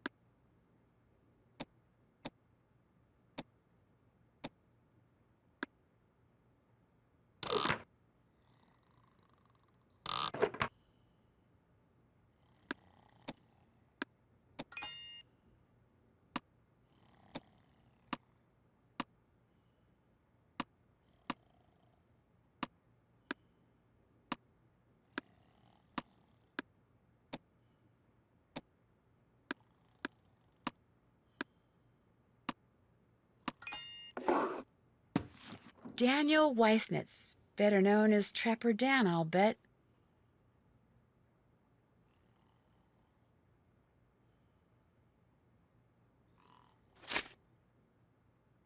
The first thing you need to do is crack my cipher below, or just follow the moose, wolf, raccoon, and Mary. Looks like the rest is in some kind of code.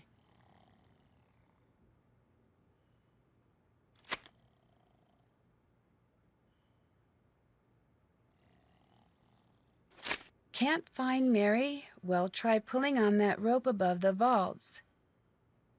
You'll just have to keep it taut. Mary always helped me with that. Mary must have been referring to his pet pig.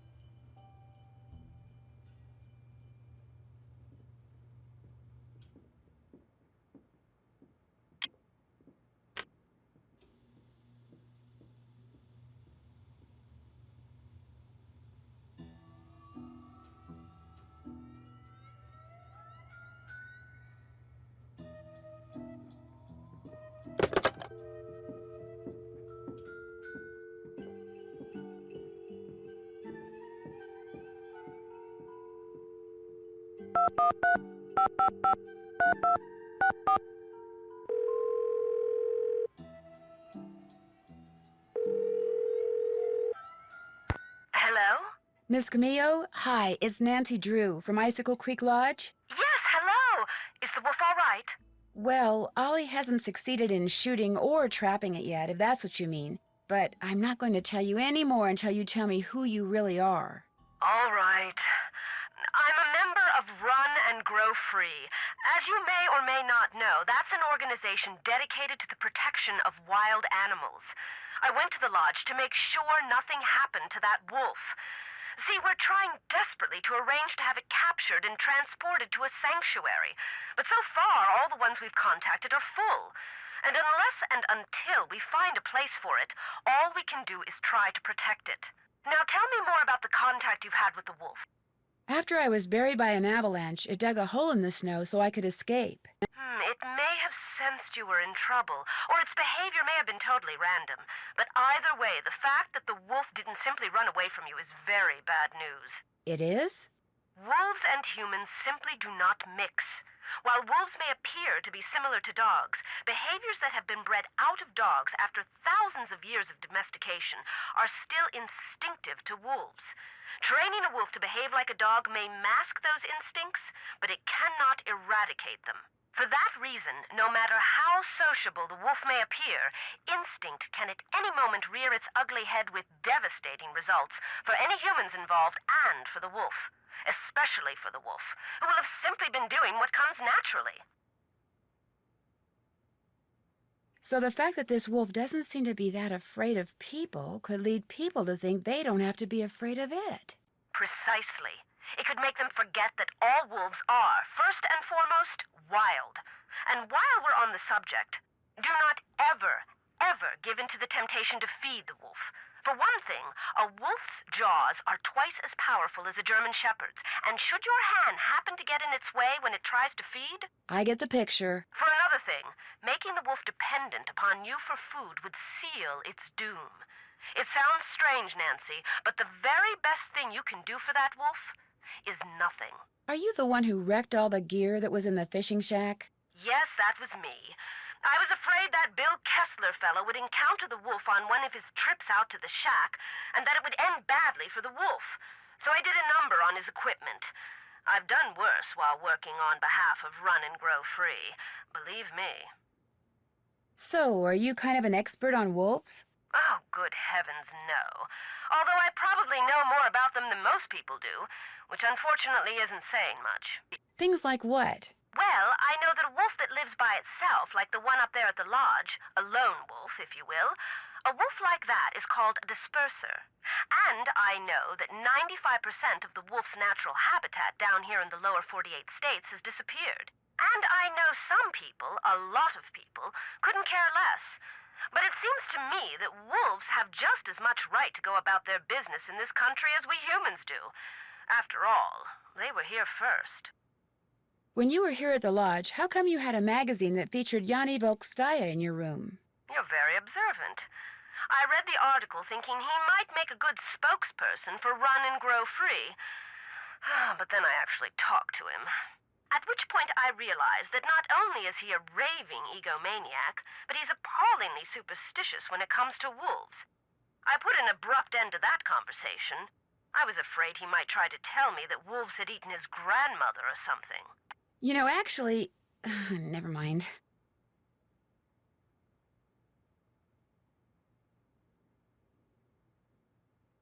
Well, I'll let you go. Thanks for calling. Oh, and from now on, call me Lupe. I think you've earned that right.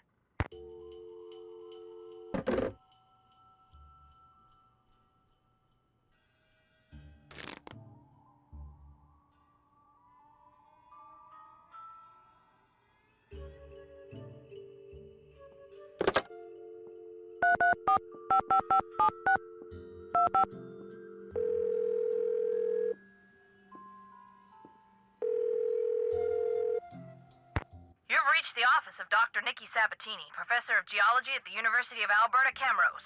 The sound of the beep? No, disregard all that. I'm here. Who's this? My name is Nancy Drew. I'm staying at the Icicle Creek Lodge, and I recently came across some kind of device that had your phone number on it. Describe the device. Well, it has a spike on one end of it, and... Well, I'll be darned. Where did you say you found it? Well, actually, someone's dog was using it as a chew toy. She must have found it outside somewhere. You know what it is? It's a geophone. Someone stole a whole crate of them from me when I was out on Skookum Ridge not too long ago. What's a geophone? If you stick it in the ground, a geophone will detect seismic waves and turn them into electrical signals, which are then transmitted to a computer so they can be recorded and eventually interpreted. It lets geologists like me make maps of mineral deposits and such without doing any digging. See, I was preparing to do a subsurface survey of the area using reflection seismology. I set up camp, stored all my equipment in a trailer, went into town for supplies, and when I came back, the trailer had been broken into, and all my geophones were gone. I was going to be the first person to do a full geological survey of the Icicle Creek drainage and the ridges surrounding it. Got grant money and everything. The person who ripped off my equipment sure screwed that up for me. If I ever get my hands on him, oh! You have no idea who it was? It was snowing, so there were no tracks. So I don't know if he came by car or snowmobile or on foot or what. I'm assuming it was a guy, because he only took the geophones, so he must have known what they were and how to use them. And since not that many women are into explosives... Explosives? The seismic waves that geophones detect are man-made. You detonate something on the surface of the ground, and the concussion creates seismic waves which bounce off different geological features differently, depending on the impedance of the feature. The reflected waves are what the geophones detect and transmit. So, to put the geophones to use, you need to blow things up? Correct. That's interesting.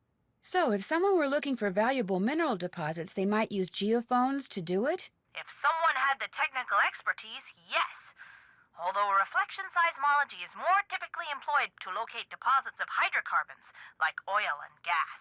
What types of mineral deposits are likely to be found around the Icicle Creek drainage? All kinds of deposits. Silver, lead, uranium, molybdenum. I love saying that word, molybdenum. I think that's why I became a geologist. Just so I'd have a reason to say molybdenum. Anyway, if you come across any more of my geophones, or anything that would indicate who stole them, please, please, please let me know. I will. Good. What do you know about dinosaur bones? Precious little, I'm afraid. I know it's possible to find good specimens in Alberta, particularly in your area, but beyond that, paleontology's not really my thing. And all my paleo pals are currently off digging in the dirt on the other side of the world, so I'm afraid I can't refer you to anyone either. Are dinosaur bones good for anything? Other than studying? If you're a scientist, no.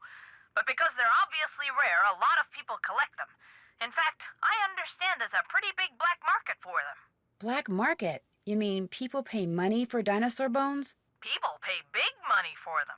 Thank you for answering my questions. One more thing. All of my geophones were hardwired to transmit at 990 kilohertz.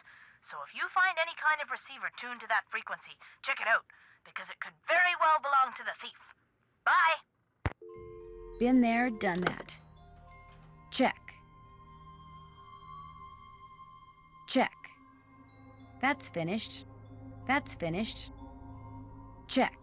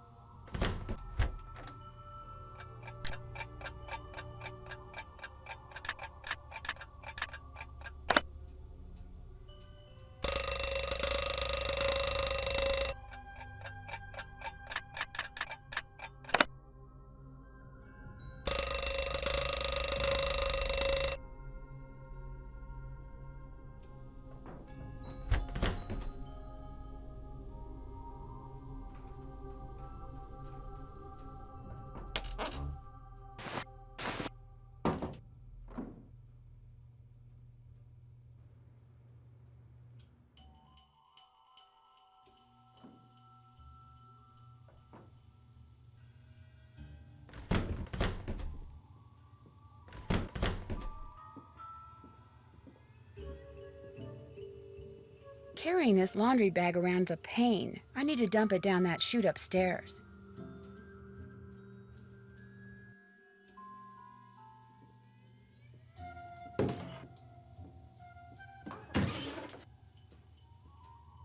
This is where I dumped the laundry bag.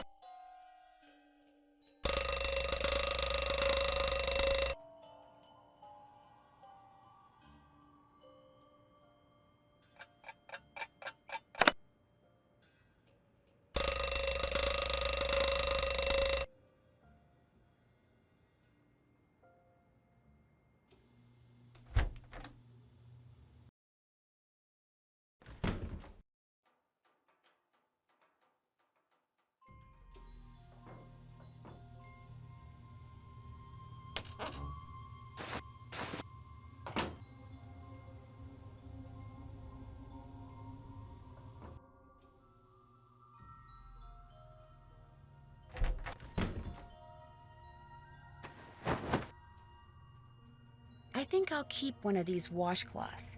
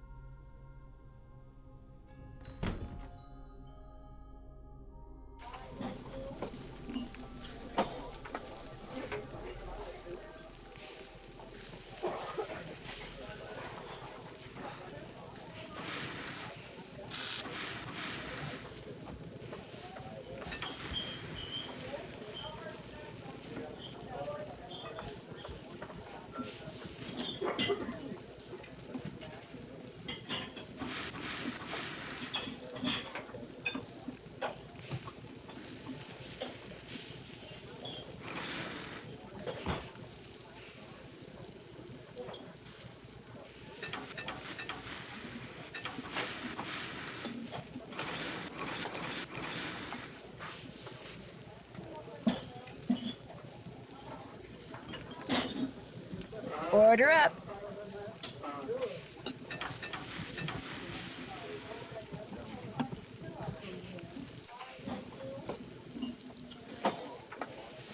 Order up.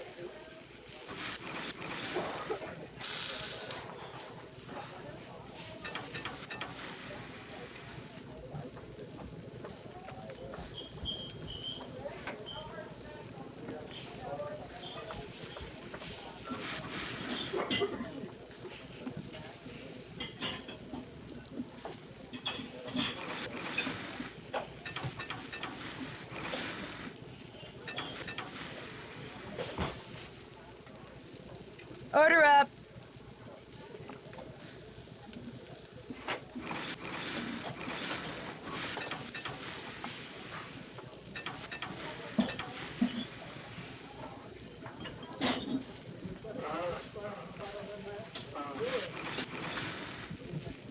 Order up.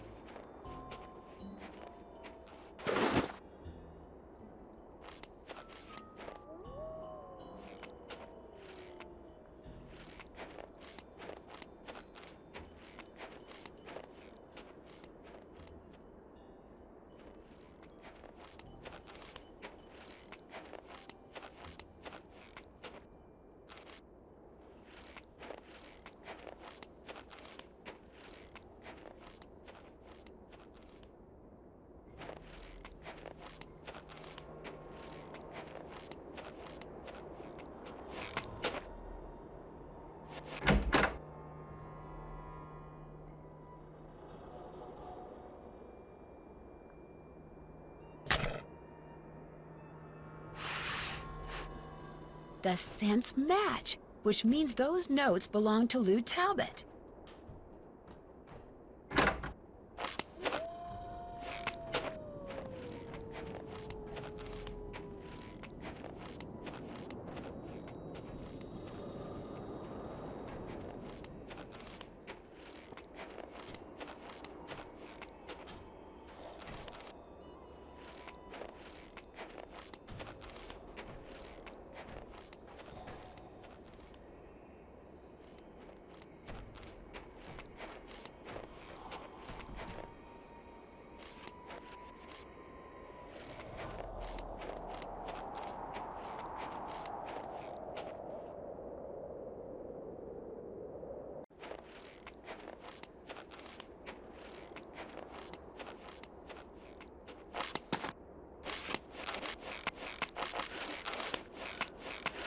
Ah, much better.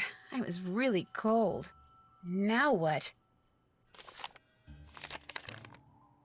Lou Talbot, charged with trespassing, vandalism, and theft, found digging on private property, creating a piece of earthitecture, inspired by maverick artist Poppy Dada, of keeping the dinosaur bones dug up in the process. Dinosaur bones?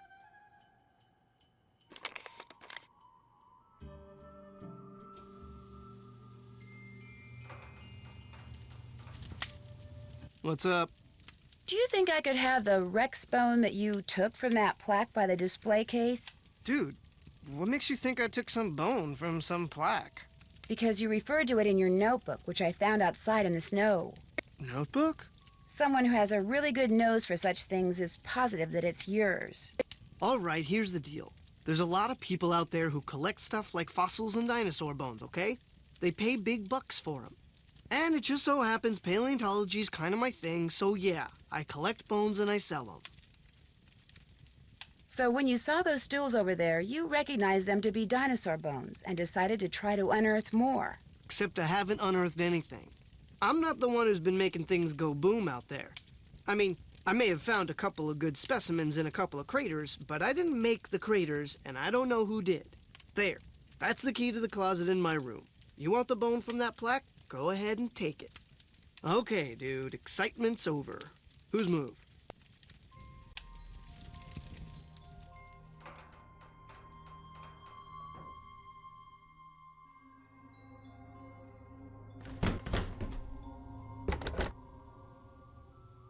Look at all these bones. Lou's been a busy guy. Here's the one I'm looking for, the Rex bone that's missing from that plaque.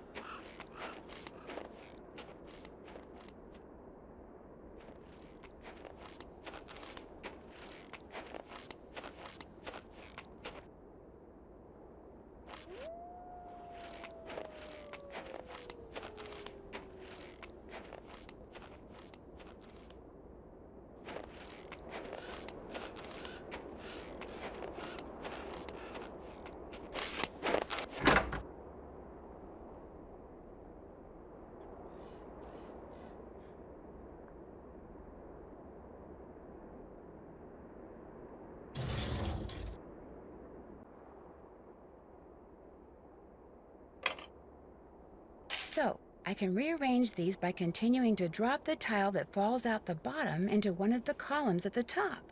The question is, how should I rearrange them? Match the symbols and line them up in rows of 3, maybe?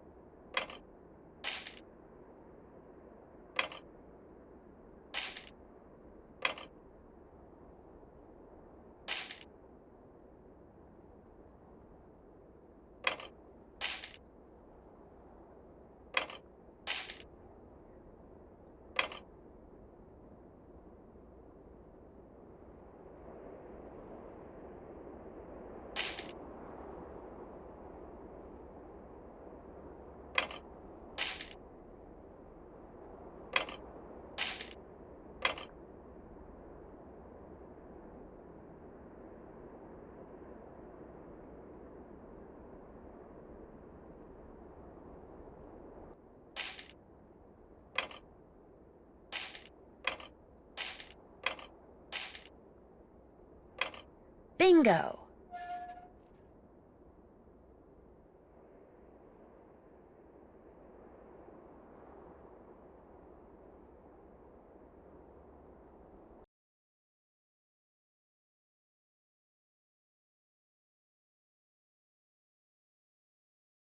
The lanterns in here are basically just rocks hung in cages. I wonder what makes the rocks glow like that. Looks like the map to some kind of maze. The wolf followed me. I wonder if she expects me to do something.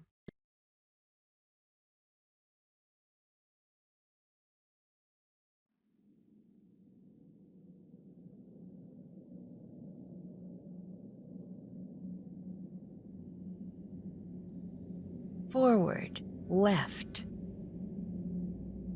Forward, right, left, right, jump. Isis, forward, right, left, right, jump, go.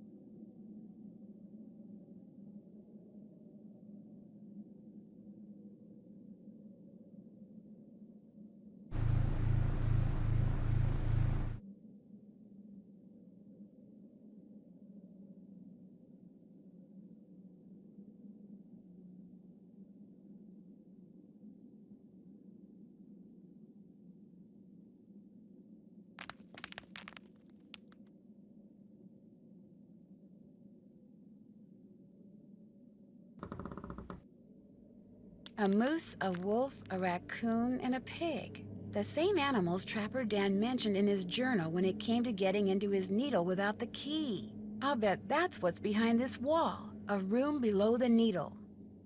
Next thing I have to do is get each of these panels open.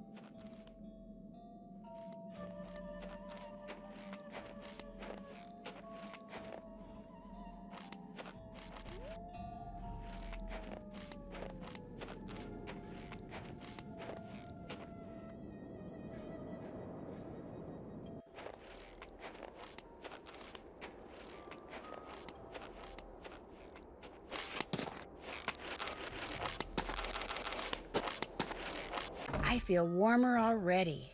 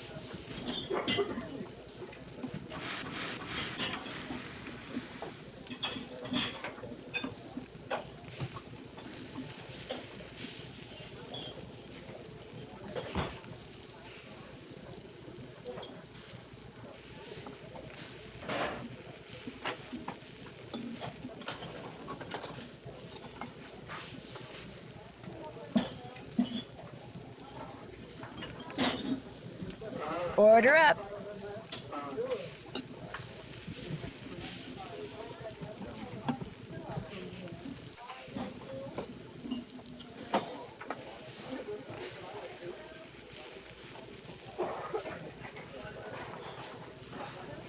Order up.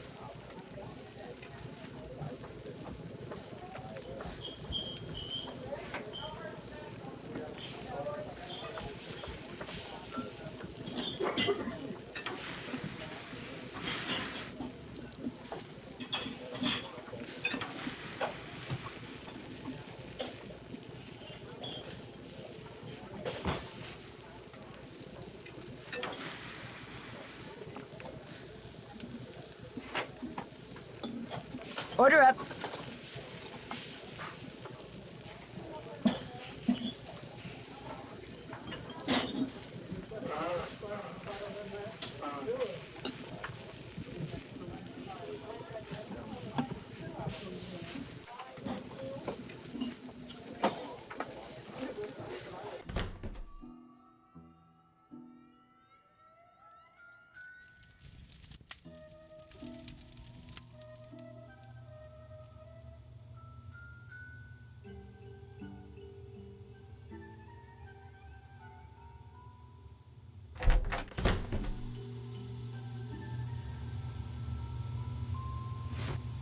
How can I help you?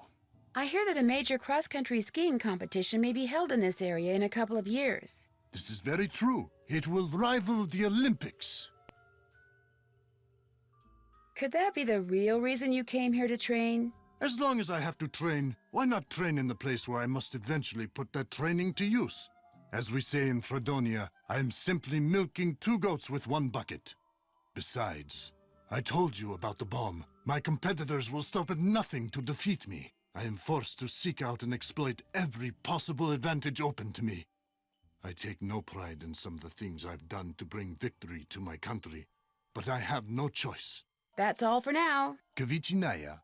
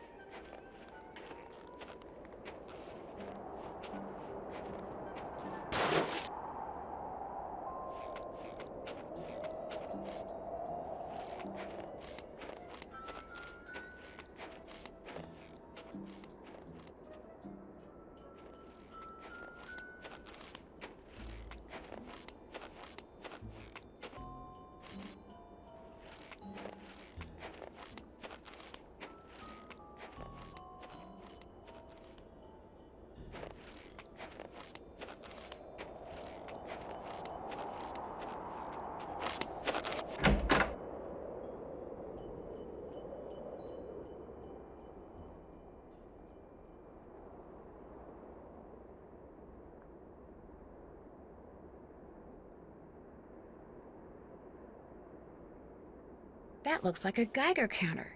What a weird thing to be chewing on. This measures radioactivity. I wonder if Ice has found it outside somewhere or in here.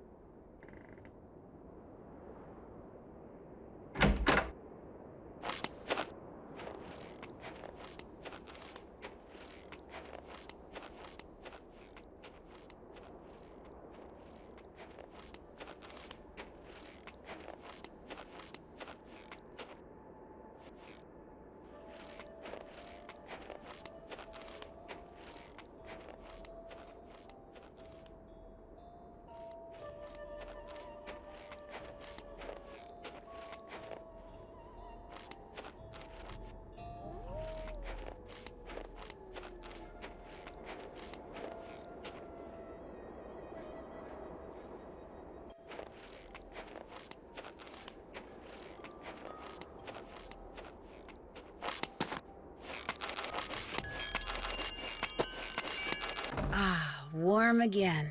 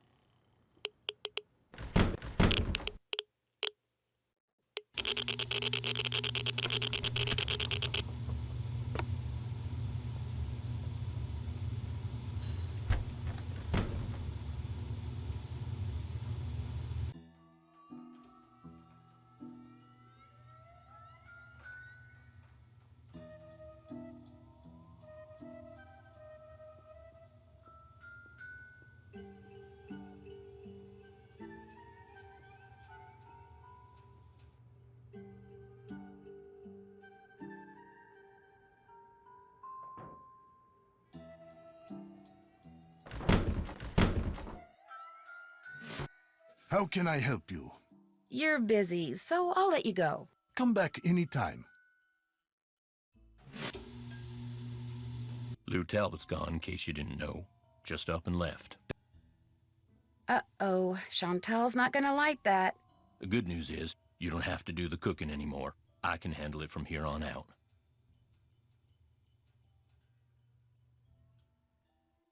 I couldn't help but overhear the argument you and Miss Camillo had. She messed up my rifle so I couldn't shoot that wolf, so I tossed her out. Told her to take her little crusade somewhere else. Have you told Chantal that you threw her out? No, not yet. She's not going to be happy. But by golly, that woman was a menace. Anybody who deliberately sabotaged a man's rifle is capable of anything. But at least now I know why I missed that wolf. And like I told her as I was giving her the bum's rush, next time, I won't miss. I'd better get back upstairs. See you later.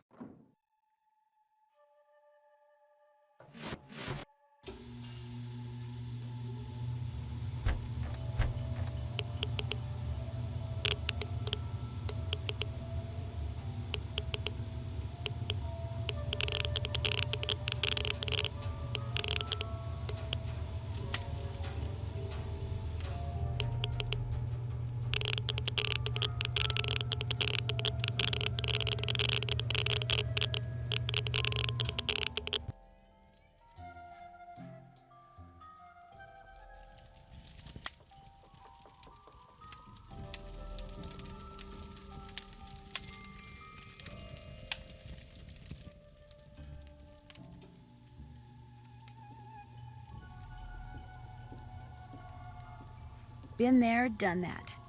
Still need to do that. That's finished.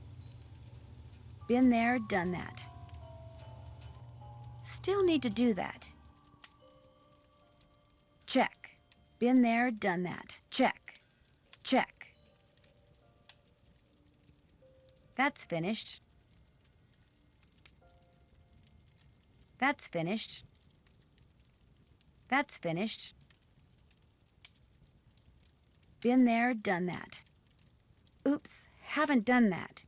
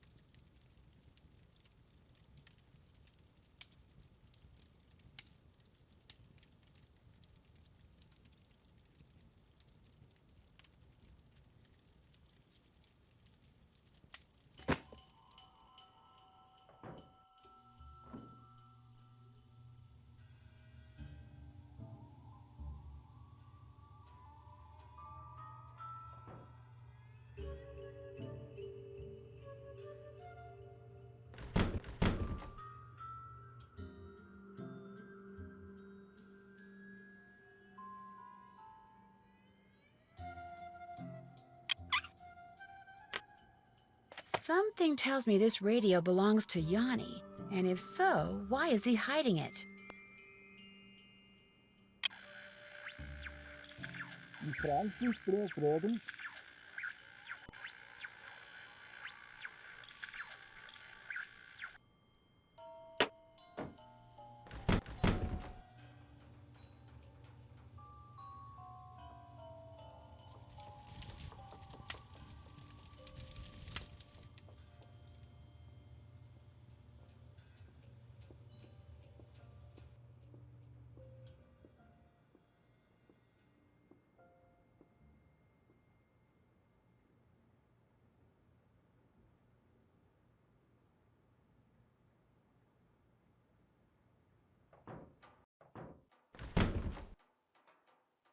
Call 1555 Mystico and prepare to be amazed.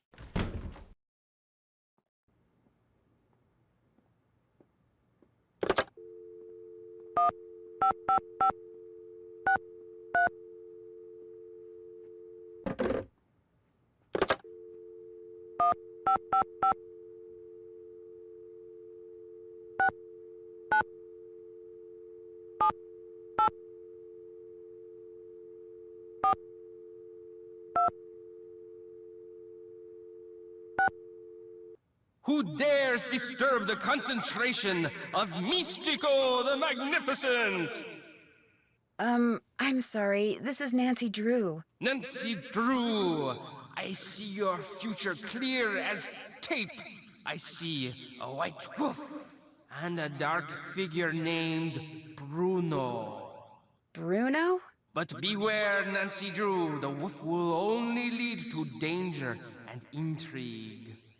Cool. I mean, yes, Mystico. The Magnificent. Huh? You're supposed to say Mystico the Magnificent. Oh, right. Yes, Mystico the Magnificent. So, Nancy Drew, what secrets from the beyond do you seek? A hint. Ah, what do you think I am? An insurance salesman, a pair of underage detectives, a starstruck teenager, a washed-up police officer, an elderly housekeeper, a parrot? You have incurred the wrath of Mystico. From this moment forward, bad luck shall creep behind you like a malevolent shadow. Mystico has spoken.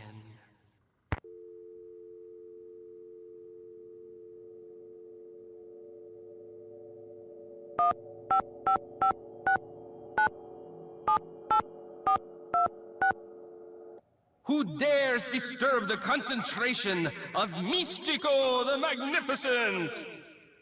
Hi, this is Nancy Drew. So, Nancy Drew, what secrets from the beyond do you seek? Something very special.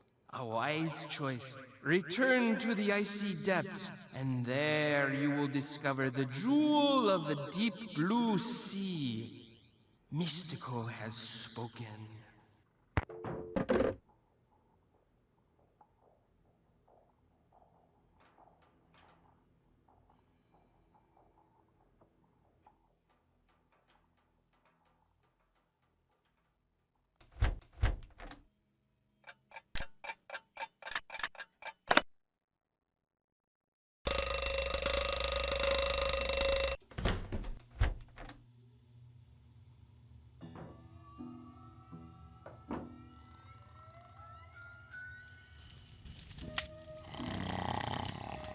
Huh? Oh, hi. Oh, sorry. I didn't mean to wake you. Could have fooled me. What do you want? Since Mr. Talbot isn't here, could I play a game of fox and geese with you? You bet. Have a seat. Here are the rules. The white pieces are the geese. The black piece is the fox. The goal of the geese is to corner the fox so he can't move, while the goal of the fox is to gobble up geese so that they can't corner him. The geese can only move forward along a line to the next point, either directly forwards, diagonally, or sideways. Same thing for the fox, except when he's next to a goose that has an empty spot directly behind it. He can jump over it. Gobble it up. Right. Gobble it up and remove it from the board. You just take turns and play until somebody wins and somebody loses. I'll be the fox. Ready? You bet. Okay, if we start over.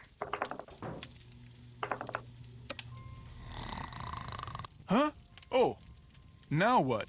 How about another game of fox and geese? Now you're talking. Have a seat. Ready? Would you mind if we use this little pig I found in place of the fox piece? Fine by me.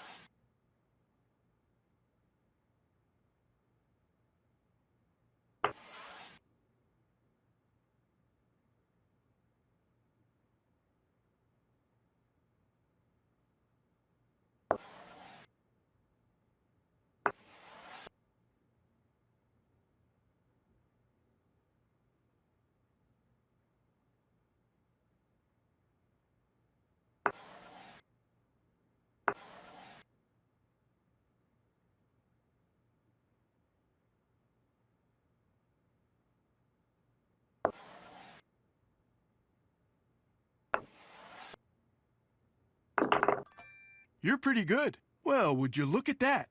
His eyes turned red. That is some pig you got yourself there. Okay if we start over?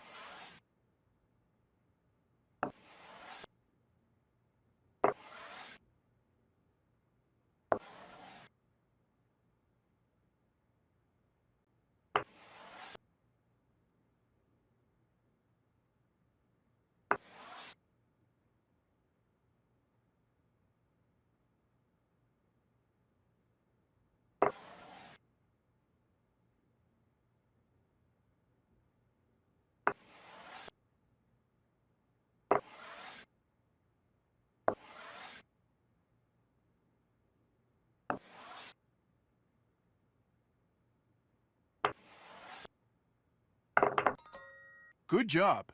Another win, another set of red eyes. Okay if we start over?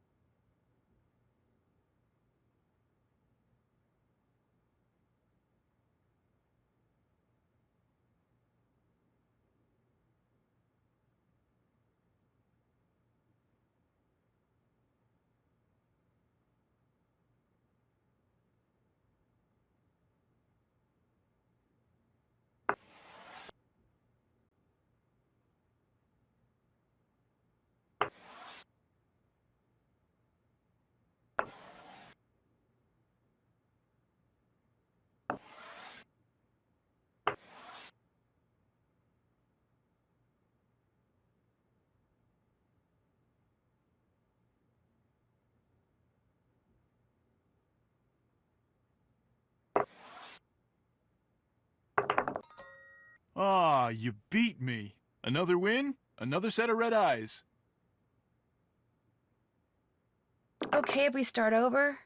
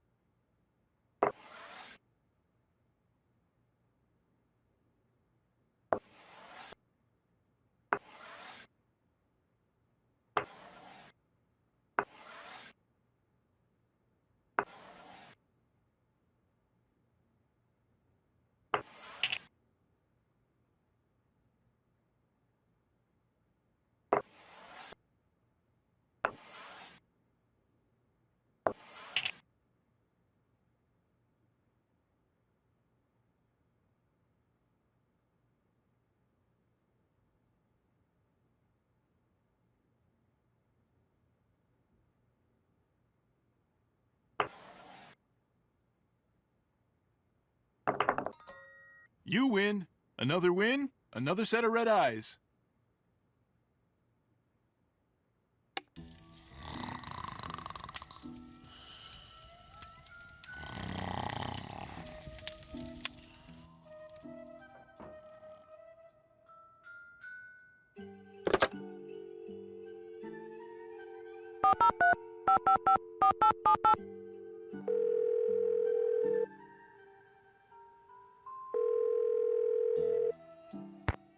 Pinevale Hospital, Nurse Blake speaking. Hi, my name's Nancy Drew. I'm trying to locate a man named Julius McQuaid. I think he may have been traded there on Christmas Eve. Oh, yes, Julius McQuaid. I remember him well. Was he a relative, dear? Was? You mean he passed away? Yes, dear. Viral pneumonia. As I recall, we admitted him and he was gone less than 24 hours later. Well, I wasn't a relative and I didn't really know him. We had kind of a mutual friend. From his appearance, it looked as if he'd spent the last several years holed up somewhere in the wilderness. That's why I remember him. I felt sorry for him, living all alone like that. Actually, he wasn't alone. He was with our mutual friend. Well, that's good to hear.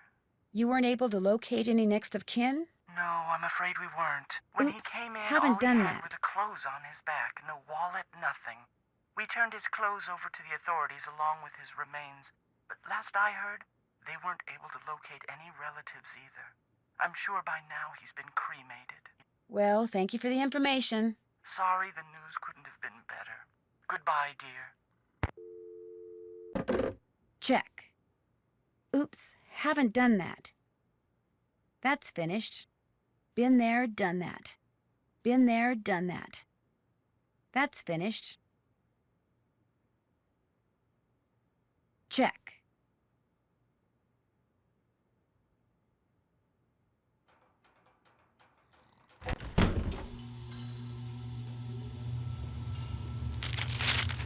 Yikes. Looks like Yanni has good reason to be so paranoid.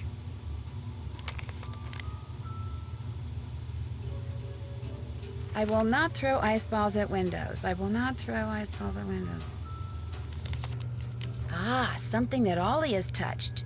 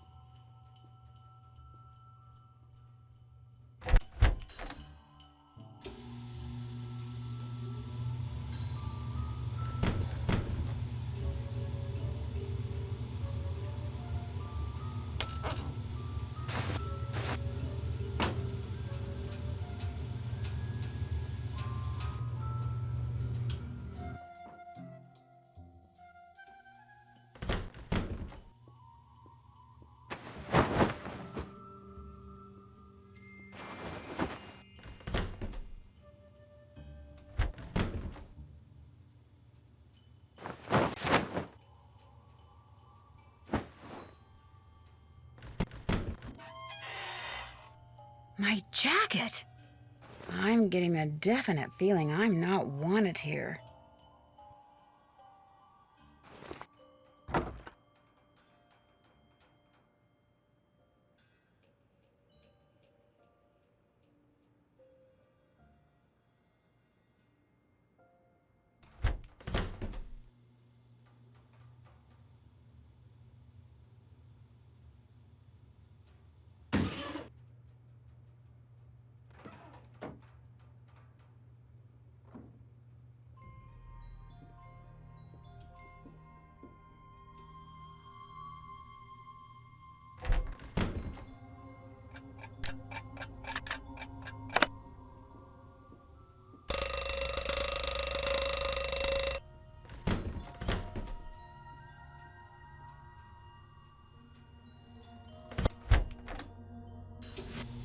How can I help you? Why do you have a radio hidden away in your room? How do you know about that? All I know is when I got done cleaning the moose head, that compartment was open. And when I looked in it, there was the radio. Now you answer my question. I use that radio to communicate with my coaches. It's a special radio. It scrambles the signal so that my competitors cannot listen in. How did you know there was a secret compartment in your room?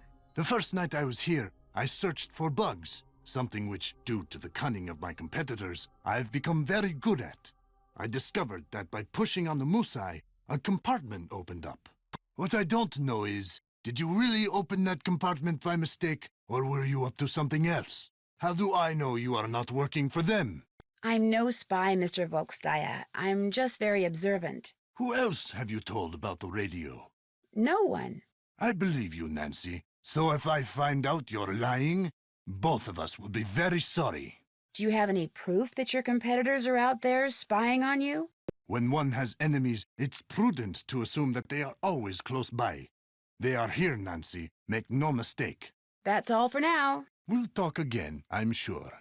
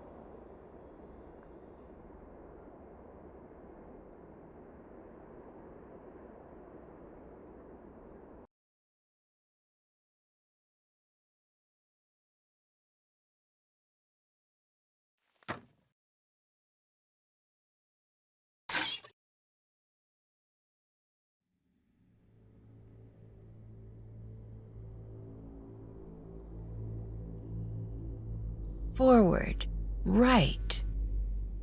Jump. Forward, right. Forward, jump. Left, paw. Isis, forward, right. Forward, jump. Left, paw. Go.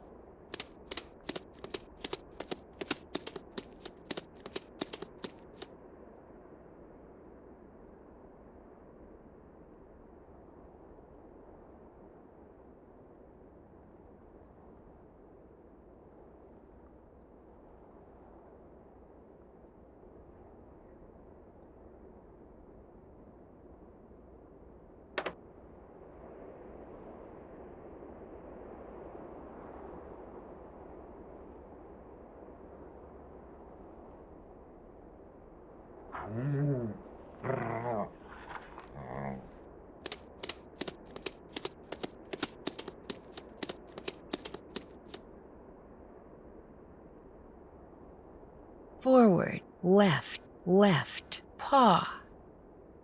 Isis, forward, left, left, paw. Go.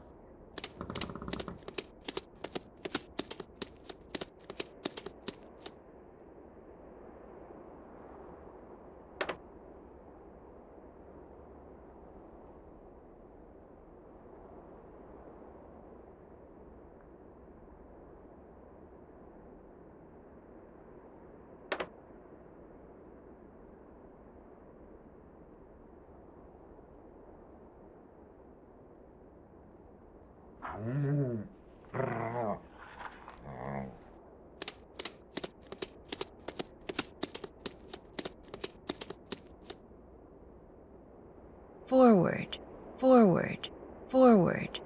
Jump, paw. Isis, forward, forward, forward. Jump, paw. Go.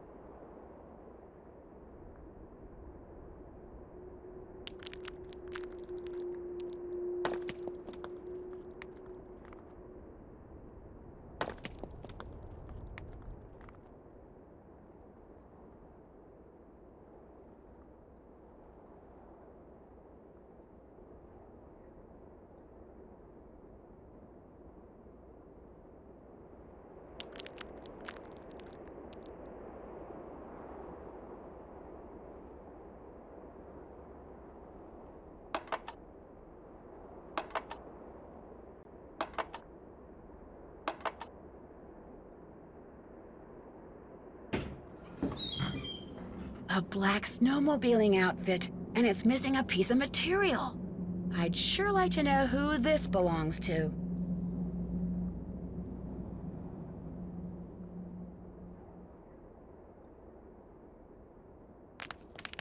UC Brea. This bag must belong to Lou. Oh my gosh, it's full of explosives. Lou is the one who's been making those craters. He lied to me. He has been looking for dinosaur bones.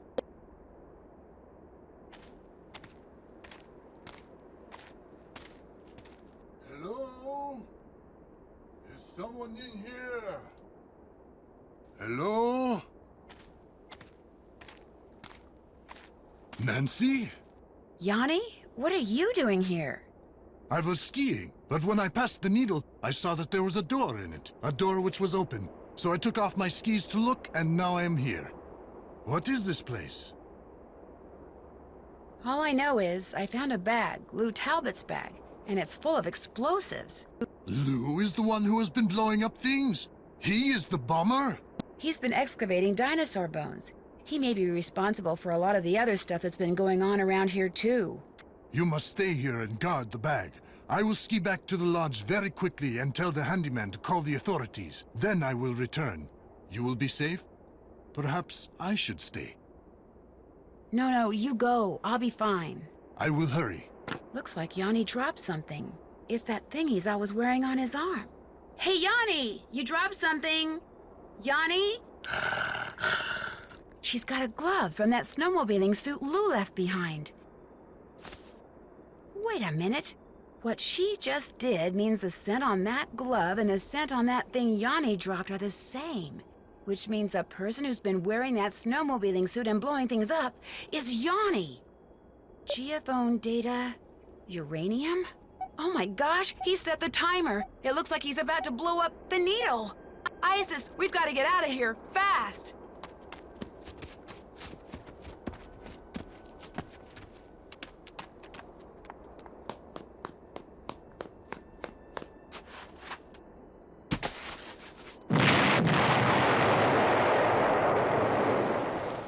Yanni's getting away.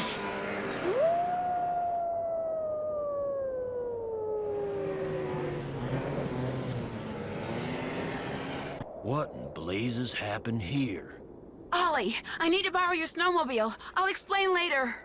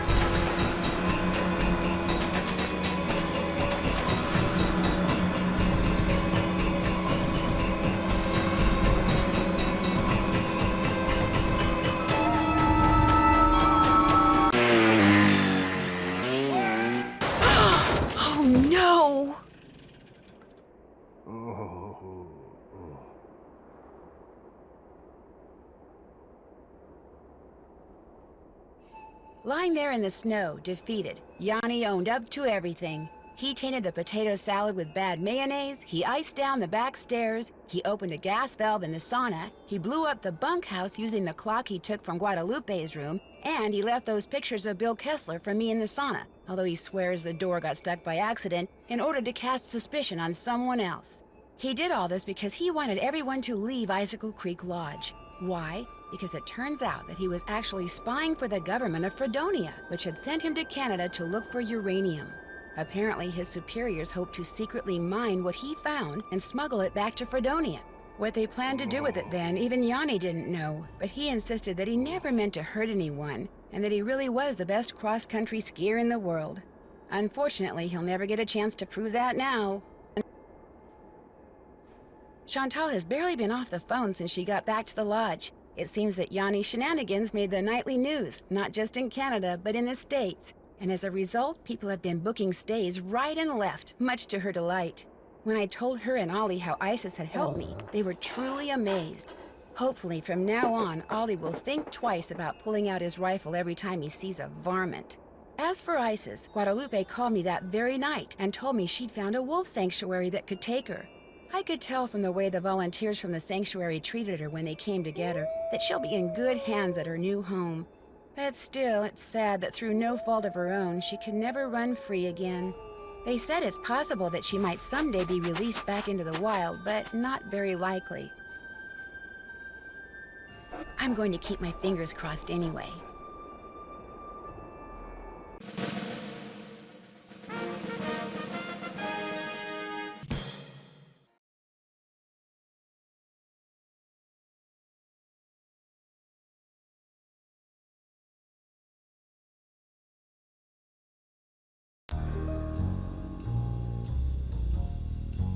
When Beth suggested we head to New Orleans for a short vacation, I thought it was a great idea. The French Quarter, fantastic food, awesome music, friendly people.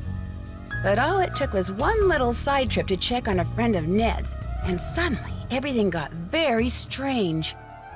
A recent death, a musty old mansion, a disturbingly odd curio shop, a garden where only secrets seemed to grow, and something as ancient as it was terrifying. Join me on my next adventure, Legend of the Crystal Skull.